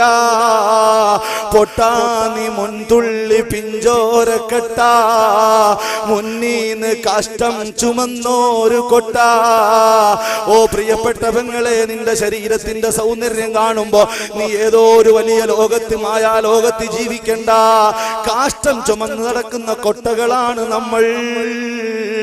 പെട്ടെന്ന് ചത്താൽ ചകമല്ല പൊട്ട. എന്റെ നെഞ്ചിലൂടെ പോകുന്ന, തലയിലൂടെ പോകുന്ന നരമ്പൊന്ന് പടച്ചു പോയാൽ ചകമല്ല മോനെ. പറ നിന്നൂടൽക്ക് ബഹുമാനം പൊട്ട. വലിയ കണ്ണാടി നോക്കി ഗ്ലാമർ നോക്കുന്ന ചെറുപ്പക്കാരാ, മസിൽ പെരിപ്പിച്ച് നിന്റെ മോട്ടോറിൽ മണി പവറിൽ സഞ്ചരിക്കുമ്പോൾ ഒരു വാഹനമൊന്ന് തട്ടിയാൽ അപ്പ നീ മയ്യത്തല്ലയോ? പത്രത്തിൽ നീ കാണുന്നില്ലയോ? റോഡിന്റെ ഓരങ്ങളിൽ ചിന്നിച്ചെറിയ മയ്യത്തുകൾ, ശവശരീരങ്ങൾ ഓല കൊണ്ട് മൂടപ്പെട്ടിരിക്കുന്നു. കാക്ക വന്ന് കൊത്താതെ. കുറച്ചു മുമ്പ് വരെ നീ വലിയ ജോറിലാണ് നടന്നതെങ്കിൽ ഇപ്പൊ നീ മയ്യത്തല്ലേ മോനെ? അങ്ങനെ ആർക്കും വേണ്ടാത്ത ശരീരത്തിൽ ദുനിയാവിൽ പരസ്പരം പ്രേമിക്കുന്ന കഥകൾ. ലൈലയുടെ വീട്ടിന്റെ മുന്നിലൂടെ വന്ന വൃത്തികെട്ട ഒരു പട്ടിയെ എടുത്ത് ചുംബിച്ചുകൊണ്ട് മജ്നൂൻ പറഞ്ഞില്ലേ, ഇതെന്റെ ലൈലയുടെ മുറ്റത്തൂടെ നടന്ന പട്ടിയാണെന്ന്. ആ ലൈലയുടെ ഉപ്പ അവളെ അതാ ജയിലിലെ വീട്ടിൽ പിടിച്ചടച്ചപ്പോൾ ആ ഭിത്തികളിൽ, ആ മതിലിൽ ചുംബിച്ചുകൊണ്ട് ഇത് ലൈല കിടക്കുന്ന റൂമാണെന്ന് പറഞ്ഞ് ഈ ഭൗതിക ലോകത്ത് വരെ സ്നേഹത്തിന് വലിയ സ്ഥാനം കൊടുത്ത മനുഷ്യന്മാരെ, ഹബീബ് സയ്യിദുനാ മുഹമ്മദുർ റസൂലുള്ളാഹ് ഈ ലോകത്ത് മാത്രം നമ്മളെ സഹായിക്കുന്ന ആളല്ല. എല്ലാവരും ശബ്ദം അവസാനിക്കുന്ന സമയത്ത് ശബ്ദമുയർത്തുന്ന നേതാവ് മുഹമ്മദുർ റസൂലുള്ളാഹ്. ഒരുപാട് സലാത്ത് ചൊല്ലിക്കോ എന്ന മുഅ്മിനേ. നാളെ ദാഹിച്ച് വലഞ്ഞു നിൽക്കുന്ന സമയത്ത് ഒരു ജാൺ ഉയരത്തിൽ സൂര്യൻ കത്തിജ്വലിക്കുമ്പോൾ ചൂട് പെരുത്തുള്ള തറമ്മൽ നിൽക്കുന്നാൽ ചക്കർ മുഹിയദ്ദീൻ കാവലിലെ ഗല്ലാ തൂക്കം പിടിച്ചോക്ക നക്കെല്ലാം നോക്കുന്നാൽ തലവർ മുഹിയദ്ദീൻ കാവലിലെ ഗല്ലാ. മഹ്ശറ മൈതാനിയിൽ നിൽക്കുന്ന രംഗമാണ് ഉമ്മ. ആ സമയത്ത് നമുക്ക് വെള്ളം തരേണ്ട നേതാവ് മുഹമ്മദുർ റസൂലുള്ളാഹ്. സ്വന്തം ഭർത്താവിനേക്കാൾ നിങ്ങൾ സ്നേഹിക്കേണ്ട നേതാവ് റസൂലുള്ളാഹ്.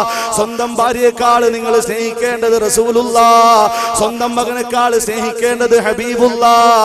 സ്വന്തം ഉസ്താദിനേക്കാൾ സ്നേഹിക്കേണ്ടത് ഖലീലുള്ളാഹ്.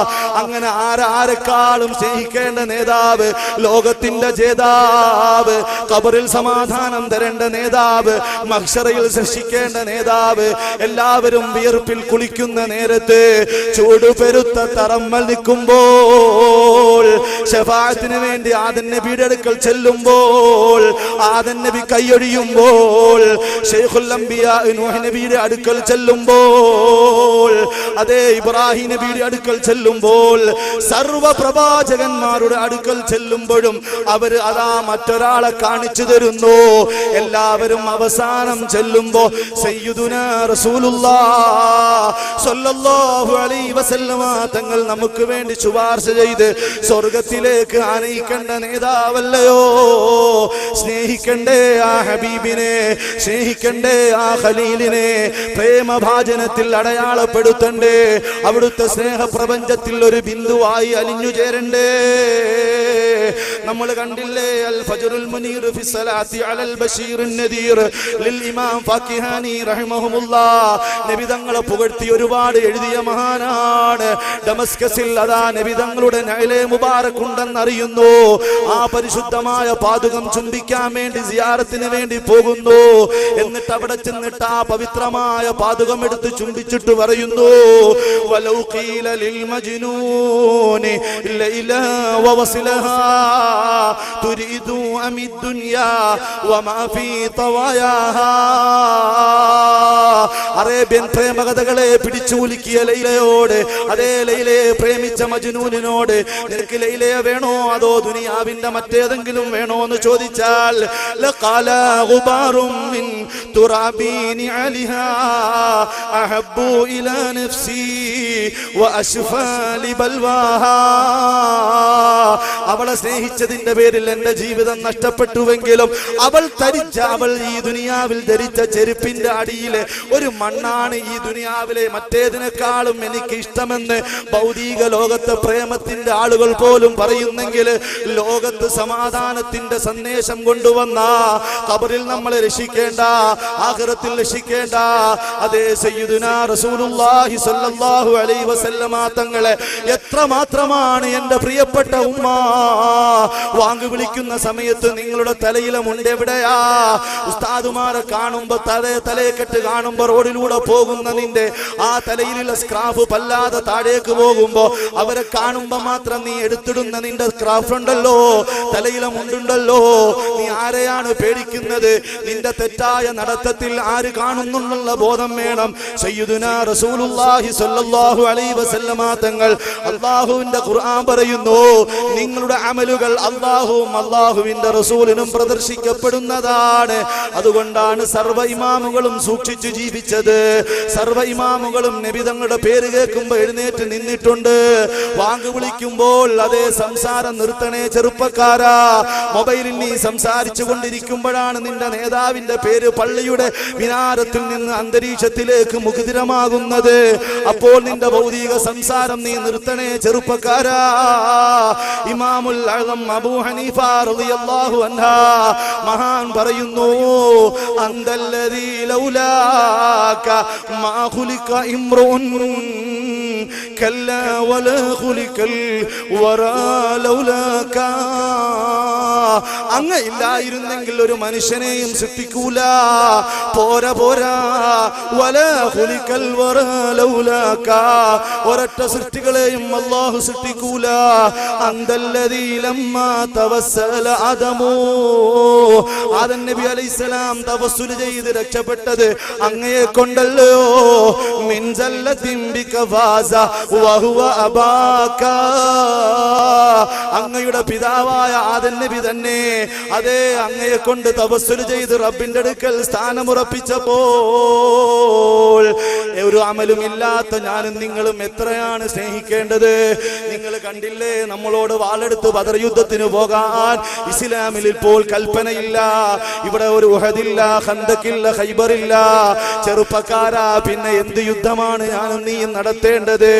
വാങ്ക് വിളിക്കുമ്പോ പള്ളിയിൽ പോണേ, അവറത്ത് മറച്ച് നടക്കാൻ ശ്രമിക്കണേ, റസൂലുള്ളാഹിയെ സ്നേഹിക്കണേ.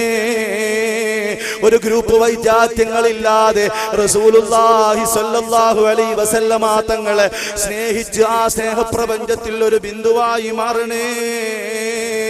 അതുകൊണ്ടല്ലേ ബഹുമാനപ്പെട്ട ഇബ്രാഹിമുൽ ഖലീൽ റളിയല്ലാഹു അൻഹു അലൈഹിസ്സലാത്തു വസ്സലാം അതാ പരിശുദ്ധമായ ഖുർആൻ, ആ പരിശുദ്ധമായ ഖുർആനിലൂടെ പറയുന്നു, റബ്ബനാ ഇന്നി അസ്കൻതു മിൻ ദുർരിയതി ബിവാദിൻ ഗൈരി ദീ സർഅ.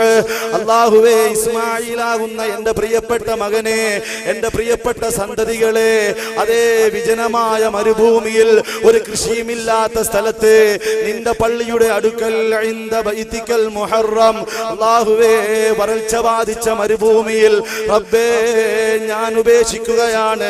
റബ്ബനാ ലയുഖീമുസ്സലാ, അവർ നിസ്കരിക്കുന്നവരാകാൻ വേണ്ടിയാണ് അല്ലാഹ്.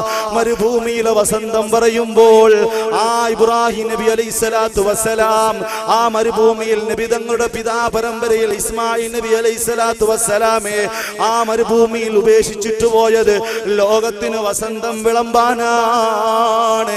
അതുകൊണ്ട് എൻ്റെ പ്രിയപ്പെട്ട പ്രവർത്തകന്മാരെ, കരളിന്റെ കാതലായ മുഹമ്മദ് മുസ്തഫ സല്ലല്ലാഹു അലൈഹി വസല്ലം ആ നബി തങ്ങളെ ഒരുപാട് സ്വലാത്ത് ചൊല്ലണം, ഒരുപാട് സ്വലാത്ത് ചൊല്ലണം. നൃത്തത്തിലും ഇരുത്തത്തിലും സ്വലാത്ത് ചൊല്ലണം. ഒരാളെ അതാ ഒട്ടകം കട്ടു എന്നതിന്റെ പേരിൽ പിടിക്കപ്പെട്ടു. ആ കട്ടതിന്റെ പേരിൽ രണ്ടുപേര് സാക്ഷി നിർത്തി അള്ളാന്റെ റസൂലിന്റെ കോടതിയിൽ കൊണ്ടുവന്നു. അപ്പോൾ ഈ മനുഷ്യൻ പറഞ്ഞു, റസൂലല്ലാഹ്, വിധി പ്രഖ്യാപിക്കുന്നതിന് മുമ്പ് ആ ഒട്ടകത്തിനോടൊന്ന് ചോദിക്കുമോ, ഞാനാണോ കട്ടതെന്ന സത്യം ആ ഒട്ടകം വിളിച്ചു പറയട്ടെ. ഒട്ടകം ഹാജരാക്കപ്പെട്ടു. റസൂലുള്ള ചോദിക്കുകയാണ്, മൻ അനാ? ഒട്ടകം പറഞ്ഞു, അന്ത റസൂലുള്ളാഹി ഹഖൻ ഹഖാ, അങ്ങ് റബ്ബിന്റെ പ്രവാചകനാണ്, സത്യം തന്നെ. എങ്കിൽ ഈ മനുഷ്യൻ നിന്നെ കട്ടുവെന്ന് ഇവിടെ പറയപ്പെടുന്നു, അതിന് രണ്ട് സാക്ഷികളുമുണ്ട്, അത് ശരിയാണോ എന്ന് ചോദിച്ചപ്പോൾ കട്ടു എന്ന് പറഞ്ഞവര് കള്ളമാണ് പറയുന്നത്, സാക്ഷിയായി വന്നവര് കള്ളസാക്ഷികളാണ്. ഈ മഹത്വം ഈ മനുഷ്യന് എങ്ങനെ ലഭിച്ചു എന്ന് റസൂലുള്ള ചോദിക്കുമ്പോൾ ഹബീബ് പറയുകയാണ്, യാ റസൂലല്ലാഹ്, എന്റെ ഇരുത്തത്തിലും എന്റെ നൃത്തത്തിലും എന്റെ ചിന്തയിലും എന്റെ ഉറക്കിലും ഞാൻ ഹബീബിനോട് സ്വലാത്ത് ചെല്ലുന്ന ആളാണ്. ഞാൻ ഉറങ്ങാൻ കിടക്കുമ്പോ സ്വലാത്ത് ചെല്ലാറുണ്ട്, എന്റെ ഉയർച്ചയിൽ സ്വലാത്ത് ചെല്ലാറുണ്ട്. ഒരു വൃക്ഷത്തിന്റെ തൈ ഞാൻ നടാൻ പോകുമ്പോ ബിസ്മില്ലാഹിർ റഹ്മാനിർ റഹീം ഞാൻ സ്വലാത്ത് ചെല്ലാറുണ്ട്. കാരണം ഫലവൃക്ഷങ്ങളെ അല്ലാഹു സൃഷ്ടിച്ചത് തിങ്കളാഴ്ച ദിവസമാണ്. തിങ്കളാഴ്ച ദിവസത്തെ കുറിച്ച് റസൂലുള്ളാഹി ചോദിച്ചപ്പോൾ ദാലിക യൗമുൻ വുലിതു ഫീ, ഞാൻ ജനിച്ച ദിവസമാണെന്ന് മുഹമ്മദുർ റസൂലുള്ളാഹി സ്വല്ലല്ലാഹു അലൈഹി വസല്ലമ തങ്ങൾ പറഞ്ഞുവെങ്കിൽ എൻ്റെ പ്രിയപ്പെട്ട ചെറുപ്പക്കാരാ, ഒരുപാട് വീഡിയോ ക്ലിപ്പിങ്ങുകൾ കണ്ട് നിന്റെ കടക്കയിൽ നീ കിടക്കാൻ പോകുമ്പോൾ, വൃത്തികെട്ടതും അല്ലാത്തതും കണ്ട് നീ കിടക്കാൻ പോകുമ്പോൾ, ക്ഷീണം കൊണ്ട് നിന്റെ കണ്ണ് ഉറങ്ങുമ്പോൾ മുത്തുനബിയെ ഓർക്കണേ, നീ ഒളു എടുക്കണേ, ഫാത്തിഹ ഓതണേ, ഇഖ്ലാസും മുഅവ്വിദത്തൈനും ഓതിയിട്ട് നബി തങ്ങളുടെ മേൽ 10 സ്വലാത്ത് ഓതിയിട്ട് നിന്റെ കൈവെള്ളയിൽ ഊതിയിട്ട് നിന്റെ ശരീരത്തിൽ തടകണേ.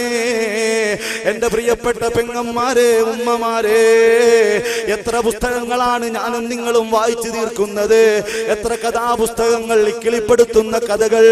എന്നാൽ അതെല്ലാം മാറ്റിവെച്ചിട്ട് പരിശുദ്ധ ഖുർആൻ ഓദിക്കോ, സ്വലാത്ത് ചൊല്ലിക്കോ, മൗലിദ് ഓദിക്കോ.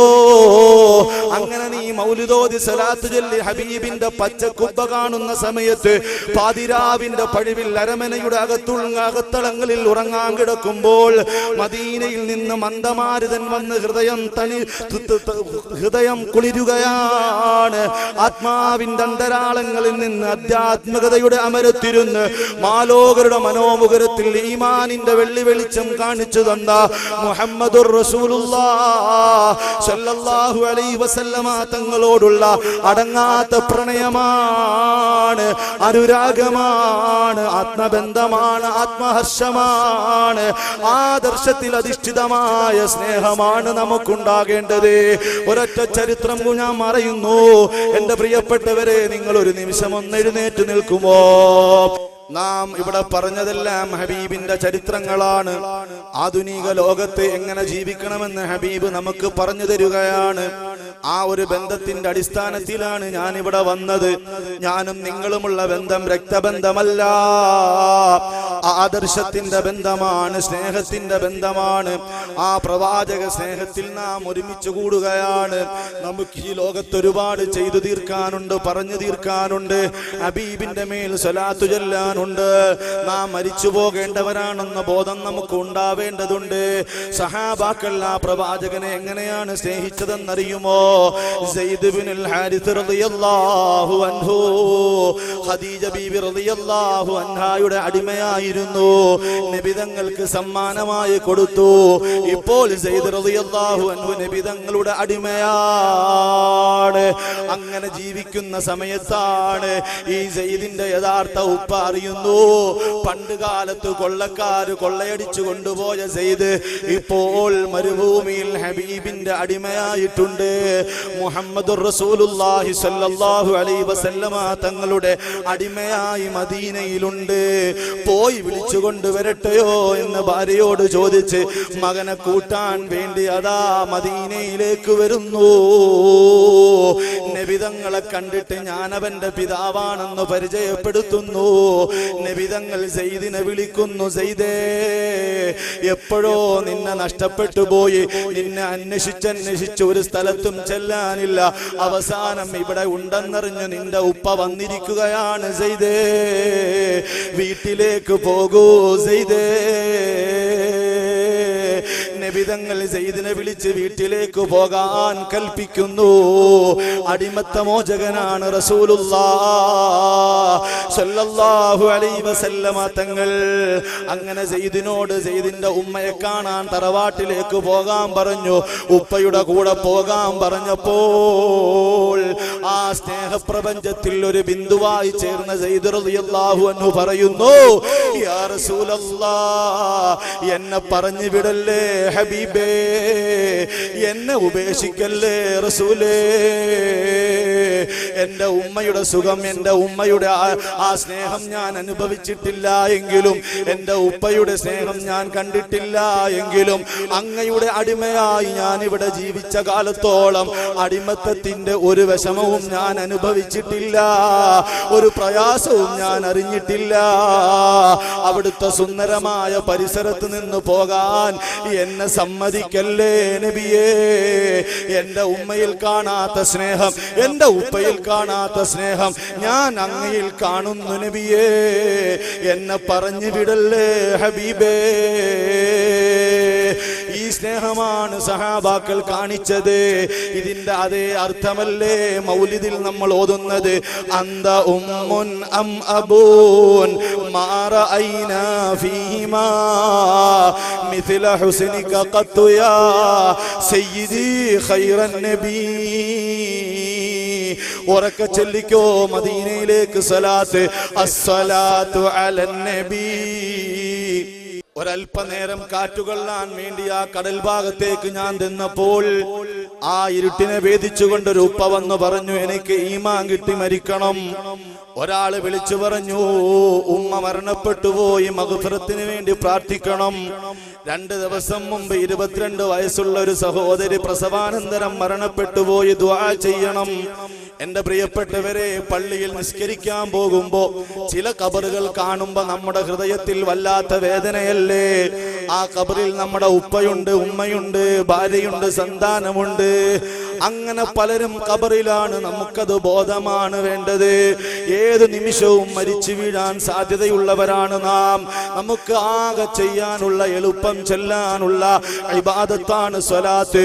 അതുകൊണ്ട് നബിതങ്ങളെ സ്നേഹിച്ചുകൊണ്ട് സഹാബാക്കൾ സ്നേഹിച്ചതുപോലെ അവിടുത്തെ സ്നേഹ പ്രപഞ്ചത്തിൽ ഒരു ബിന്ദുവായി അണിചേരാൻ വഅലിന്റെ മജ്ലിസിൽ വന്ന് സന്തോഷത്തോടെ ഇരുന്ന എന്റെ മുഅ്മിനീങ്ങളോട്, എന്റെ പ്രിയപ്പെട്ട ചെറുപ്പക്കാരാ, നിന്നെ എനിക്ക് വല്ലാത്ത ഇഷ്ടമാണ്. ദീനിന് ആവശ്യം ചെറുപ്പക്കാരനെയാണ്. ഇവിടെ സ്റ്റേജ് ഉണ്ടാക്കിയത്, കസേര വലിച്ചിട്ടത്, ഇതിനു വേണ്ടി ഓടി നടന്നത് എത്രയോ ചെറുപ്പക്കാര് 1 മാസം മുമ്പേ അധ്വാനിക്കുകയാണ്. ഓരോ ദിവസവും ഉള്ള പ്രവർത്തനങ്ങൾ വിളിച്ച് അപ്പോൾ പറയുകയാണ്. എന്തൊരു ആത്മാർത്ഥതയാണ് റബ്ബേ. കുടുംബത്തിൽ ബർക്കത്ത് നൽകണേ അല്ലാ. ആരൊക്കെ മനസ്സുകൊണ്ട്, വചനം കൊണ്ട്, ഹൃദയം കൊണ്ട്, ശരീരം കൊണ്ട് സംഗതിക്കപ്പെട്ടതല്ല. മുത്ത് ഹബീബിന്റെ പ്രത്യേകതകൾ പറയാനാണ്, നേതാവിനെ കുറിച്ച് ചർച്ച ചെയ്യാനാണ്. ഓ നബിയേ, അവിടുത്തെ വിജ്ഞാനത്തിന്റെ സാഗരത്തിൽ നിന്നൊരൽപ്പം കോരിയെടുത്തത് വല്ല പോരായ്മയുണ്ടെങ്കിൽ പരിഹരിക്കണേ നബിയേ, ക്ഷമിച്ചു തരണേ നബിയേ. ഇവിടെ ഒരുമിച്ച് കൂടിയ ചെറുപ്പക്കാരും ഉമ്മപെങ്ങന്മാരും സ്വീകരിക്കണേ അല്ലാ. ഞാനൊരു ഉപദേശം നൽകുന്നു, എവിടെ വെച്ചാണെങ്കിലും നിങ്ങൾ നിസ്കരിക്കണമെന്നൊരു ബോധമുണ്ടാകണം. 3 നേരം ഭക്ഷിക്കാൻ നമുക്കൊരു വിഷമവുമില്ല. നമ്മൾ എവിടെങ്കിലും കയറി വല്ലതും നമ്മൾ വലിച്ചു കഴിക്കും. ഇതേപോലെ 5 നേരം നിസ്കരിക്കാനുള്ളൊരു മനസ്സ് നമുക്കുണ്ടാകണം. അതുപോലെ തന്നെ ഉമ്മമാർക്കും ഉണ്ടാകണം. നമ്മുടെ വയല് വിജയിപ്പിച്ചത് അവരാണ്. അവര് രാത്രിയിൽ തഹജ്ജുദ് നിസ്കരിക്കുന്നവരാണ്, ദീനീ കാര്യങ്ങളിൽ മുന്നോട്ട് വരുന്നവരാണ്. അബൂബക്കർ തങ്ങൾ സ്വത്തിന്റെ മുഴുക്കെ നബി തങ്ങളുടെ മുമ്പിൽ കൊണ്ടുവന്നിട്ട് ഫിദാക അബീ വ ഉമ്മി യാ റസൂലല്ലാഹ് എന്ന് പറഞ്ഞ് അവിടുത്തേക്ക് ചേർന്നു നിന്നുവെങ്കിൽ എത്രയോ അമല് കുറഞ്ഞ, ഈമാൻ കുറഞ്ഞ കാലഘട്ടം കഴിഞ്ഞുപോയ നമുക്ക് ആ നബി തങ്ങളെ സ്നേഹിക്കണ്ടയോ പ്രവർത്തകരെ, ചെറുപ്പക്കാരെ? അതുകൊണ്ട് ഇനിയുള്ള വേദികളിൽ, ഹബീബിനെ പറയുന്ന സദസ്സുകളിൽ, മൗലിദിന്റെ സദസ്സുകളിൽ, നിസ്കാരത്തിന്റെ സമയങ്ങളിൽ നിങ്ങൾ ഒരു ജാഗ്രത പുലർത്തണമെന്ന് വിനീതമായി എന്റെ ശരീരത്തിനോടും നിങ്ങളോടും ഉപദേശിക്കുന്നു. കുറച്ച് ദിക്ർ ചൊല്ലി നമുക്ക് ദുആയിലേക്ക് കടക്കാം. ലാ ഇലാഹ ഇല്ലല്ലാഹു ലാ ഇലാഹ ഇല്ലല്ലാഹ് ലാ ഇലാഹ ഇല്ലല്ലാഹു മുഹമ്മദുർ റസൂലുള്ളാഹ്. എല്ലാ ബലാഉം ആഫത്തും ഇടങ്ങേറുകൾ മുസീബത്തും നബി തങ്ങളെ ബറക്കത്തിനാൽ യമ്മി കാക്കണേ യാ റബ്ബനാ. ലാ ഇലാഹ ഇല്ലല്ലാഹു ലാ ഇലാഹ ഇല്ലല്ലാഹ് ലാ ഇലാഹ ഇല്ലല്ലാഹു മുഹമ്മദുർ റസൂലുള്ളാഹ്. ദിക്റും സ്വലാത്തും നിത്യമിൽ ചെയ്ത് ഖുശൂഉം സത്യമിൽ സത്തായ ഈമാനുള്ളതിൽ നബി തങ്ങളാൽ തുണ റബ്ബനാ. ലാ ഇലാഹ ഇല്ലല്ലാഹു ലാ ഇലാഹ ഇല്ലല്ലാഹ് ലാ ഇലാഹ ഇല്ലല്ലാഹു മുഹമ്മദുർ റസൂലുള്ളാഹ്. അൽഹംദുലില്ലാഹി റബ്ബിൽ ആലമീൻ ഹംദൻ യുവാഫി നിഅമഹു വയുകാഫിഉ മസീദാ. اللهم صل على رسولك سيدنا محمد وعلى آل سيدنا ومولانا محمد. അർഹമുർ റഹീമായ മലിക്കുൽ ജബ്ബാറായ രാജ സയ്യിദായ അല്ലാഹ്, ഞങ്ങൾ ഓരോരുത്തരെയും നീ കാണുന്നുവല്ലോ അല്ലാഹ്. രോഗങ്ങൾ ശിഫയാക്കണേ അല്ലാഹ്, കടങ്ങൾ വീട്ടിത്തരണേ അല്ലാഹ്, സലാമത്താക്കണേ അല്ലാഹ്. മനസ്സിന്റെ നീറുന്ന 100 പ്രശ്നങ്ങൾ പരിഹരിക്കണേ അല്ലാഹ്. ഈ വഅലിന്റെ മജ്ലിസിന് വേണ്ടി മനസ്സുകൊണ്ട്, ശരീരം കൊണ്ട്, സമ്പത്ത് കൊണ്ട് സഹായിച്ച എല്ലാ മുഅ്മിനീങ്ങൾക്കും നീ സ്വർഗ്ഗത്തിൽ ഇടം നൽകണേ അല്ലാഹ്. അബൂബക്കർ സിദ്ദീഖ് റളിയല്ലാഹു അൻഹുവിന്റെ സ്നേഹം പോലെ, ഉമർ തങ്ങളുടെ സ്നേഹം പോലെ ഞങ്ങൾക്കാർക്കും ആ പ്രവാചക പ്രപഞ്ചത്തിലേക്ക് അടുക്കാൻ കഴിയൂലെങ്കിലും ഞങ്ങളുടെ ഹൃദയത്തിൽ ഇപ്പോഴും ജീവിച്ചിരിക്കുന്ന നേതാവ് യാ റസൂലല്ലാഹ്, അന്ത ഹയ്യും ഫീ ഖുലൂബിനാ ഫിദാക അബീ വ ഉമ്മി യാ റസൂലല്ലാഹ്. ഡെൻമാർക്കിലെ ഏതോ ഒരു വൃത്തികെട്ട പത്രം ഹബീബിന്റെ കോലം വരിച്ചപ്പോൾ സൗദി അറേബ്യ അടക്കമുള്ള എല്ലാ രാഷ്ട്രങ്ങളും ആ വൃത്തികെട്ട രാജ്യത്തിന്റെ പ്രൊഡക്റ്റുകൾ മാറ്റിവെച്ചിട്ട് പറഞ്ഞു, ഫിദാക അബീ വ ഉമ്മി യാ റസൂലല്ലാഹ്. ഞങ്ങളുടെ ഉമ്മയും ഉപ്പയും ഞങ്ങളുടെ ശരീരവും അങ്ങയ്ക്ക് ദണ്ഡമാണ് നബിയേ. ഞങ്ങൾ സ്നേഹിക്കുന്ന റസൂലേ, സ്വീകരിക്കണേ നബിയേ. ഏറ്റക്കുറച്ചുകളുണ്ടെങ്കിലും പരിഹരിക്കണേ നബിയേ. ഹൗദുൽ കൗസറിന്ന് വെള്ളം തരണേ ഹബീബേ. ഖബറിൽ ഞങ്ങളെ പിശാച് പറ്റിക്കാൻ വരുമ്പോൾ ഞങ്ങളുടെ ഈമാൻ രക്ഷപ്പെടുത്തണേ ഹബീബേ. ഞങ്ങളുടെ സ്നേഹത്തിന്റെ കയ്യൊപ്പ് സ്വീകരിക്കണേ റസൂലേ. മഹ്ശറ മൈതാനിയിൽ ഞങ്ങൾ നിൽക്കുമ്പോ ഞങ്ങൾ ചാവക്കാട്ടുകാരാണ്, ഒരുപാട് സ്വലാത്ത് ചൊല്ലിയവരാണെന്ന് പറഞ്ഞ് വിശ് ചെയ്യുമ്പോ നിന്നെ എനിക്കറിയാമടാ പൊന്നുമോനെ എന്ന് റസൂലുള്ളാഹി സ്വല്ലല്ലാഹു അലൈഹി വസല്ലമ തങ്ങളൊന്ന് പറഞ്ഞു കിട്ടിയാൽ ജീവിതം ധന്യമായില്ലേ? അല്ലാഹുവേ ഞങ്ങളെ സ്വീകരിക്കണേ അല്ലാ, പാപങ്ങൾ പൊറുക്കണേ അല്ലാ. കള്ളു കുടിച്ചവരുണ്ടാകാം, ചീട്ട് കളിച്ചവരുണ്ടാകാം, നിസ്കാരങ്ങൾ ഖളായി പോയവരുണ്ടാകാം. ഒരിക്കലും നിന്റെ അധികാരത്തെ വെല്ലുവിളിച്ചുകൊണ്ടല്ല, സാഹചര്യത്തിന്റെ സമ്മർദ്ദം കൊണ്ടാണ്. നന്നാക്കണേ അല്ലാ, നന്നാക്കണേ അല്ലാ, നന്നാക്കണേ അല്ലാ. പെട്ടെന്ന് മരിപ്പിക്കല്ലേ അല്ലാ, മക്കളെ തീമാക്കല്ലേ അല്ലാ, ഭാര്യമാരെ പെങ്ങന്മാരെ വിധവകളാക്കല്ലേ അല്ലാ. ദീർഘായുസ്സും ആഫിയത്തും തരണേ റഹ്മാനേ. കെട്ടിച്ചേക്കാൻ പ്രായം കഴിഞ്ഞു നിൽക്കുന്ന സഹോദരിമാരുണ്ട്, നീ എത്രയും പെട്ടെന്ന് വിവാഹം ശരിയാക്കി തരണേ അല്ലാ. ഞങ്ങളെ ആരെയും പരാജയപ്പെടുത്തല്ലേ അല്ലാ, ഈ പരിപാടിക്ക് ഒരു കടവും വരുത്തല്ലേ അല്ലാ.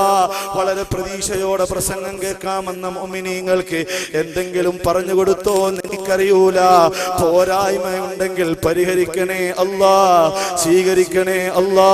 മുത്തു മുഹമ്മദ് മുസ്തഫ സല്ലല്ലാഹു അലൈഹി വസല്ലം തങ്ങളുടെ അടുത്ത് ചെന്ന് ഞങ്ങൾക്ക് ശഫാഅത്തും അതേ ഹൗദുൽ കൗസറിലെ വെള്ളവും ആ നബി തങ്ങൾ സ്വർഗ്ഗത്തിലേക്ക് ആനയിക്കപ്പെടുമ്പോൾ ആ വഴിയിലെങ്ങാണം നിന്ന് കാലുകൊണ്ട് തട്ടി തട്ടി തട്ടി ആ സ്വർഗ്ഗത്തിൽ പ്രവേശിച്ച് ഹബീബ് ജീവിക്കുന്ന സ്വീകരിക്കുന്ന കൊട്ടാരത്തിന്റെ ഉദ്യാനത്തിൽ ഒരു മരത്തിന്റെ പൂവായി മാറി, ആ പൂവിൽ വരുന്ന വണ്ടായി മാറി, ആ വൃക്ഷത്തിന്റെ തണലിലൊന്ന് ഇടം തരണേ അല്ലാ.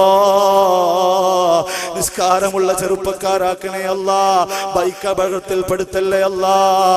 ആർത്തടിച്ച് അലച്ചു വരുന്ന തിരമാലകളെ മുറിച്ചു കൊണ്ടുപോയി മത്സ്യബന്ധനം നടത്തുന്ന പാവങ്ങളാണ്, അപകടത്തിൽ പെടുത്തല്ലേ അല്ലാ. വഞ്ചിയുമായി പോകുമ്പോ തിരിച്ചു വരുമോന്നറിയൂല, ഈമാന്റെ ബലത്തിൽ പോകുന്നവരാണ് അല്ലാ. ഖിദർ നബിയുടെ സഹായം നൽകണേ അല്ലാ. നല്ലതുപോലെ വിദ്യാഭ്യസിച്ച് ഉന്നതരാകാൻ തൗഫീഖ് നൽകണേ റഹ്മാനേ. ആലിമീങ്ങളെയും മുതഅല്ലിമീങ്ങളെയും സ്നേഹിക്കുന്നവരാണ്, സ്വീകരിക്കണേ അല്ലാ. ബിറഹ്മതിക യാ അർഹമർ റഹീമീൻ. റബ്ബനാ ആതിനാ ഫിദ് ദുനിയാ ഹസനതൻ വഫിൽ ആഖിറതി ഹസനതൻ വഖിനാ അദാബന്നാർ. ആമീൻ ബിറഹ്മതിക യാ അർഹമർ റഹീമീൻ. വൽഹംദുലില്ലാഹി റബ്ബിൽ ആലമീൻ. എല്ലാവരും സാധുവായ എനിക്കും എൻ്റെ കുടുംബത്തിനും ഉസ്താദുമാർക്കും വേണ്ടി ദുആ ഇറക്കണം. എല്ലാവരും സ്നേഹത്തിന്റെ ഹസ്തദാനം ചെയ്തിട്ടേ പോകാവൂ എന്ന് വിനീതമായി അഭ്യർത്ഥിച്ചുകൊണ്ട് അസ്സലാമു അലൈക്കും.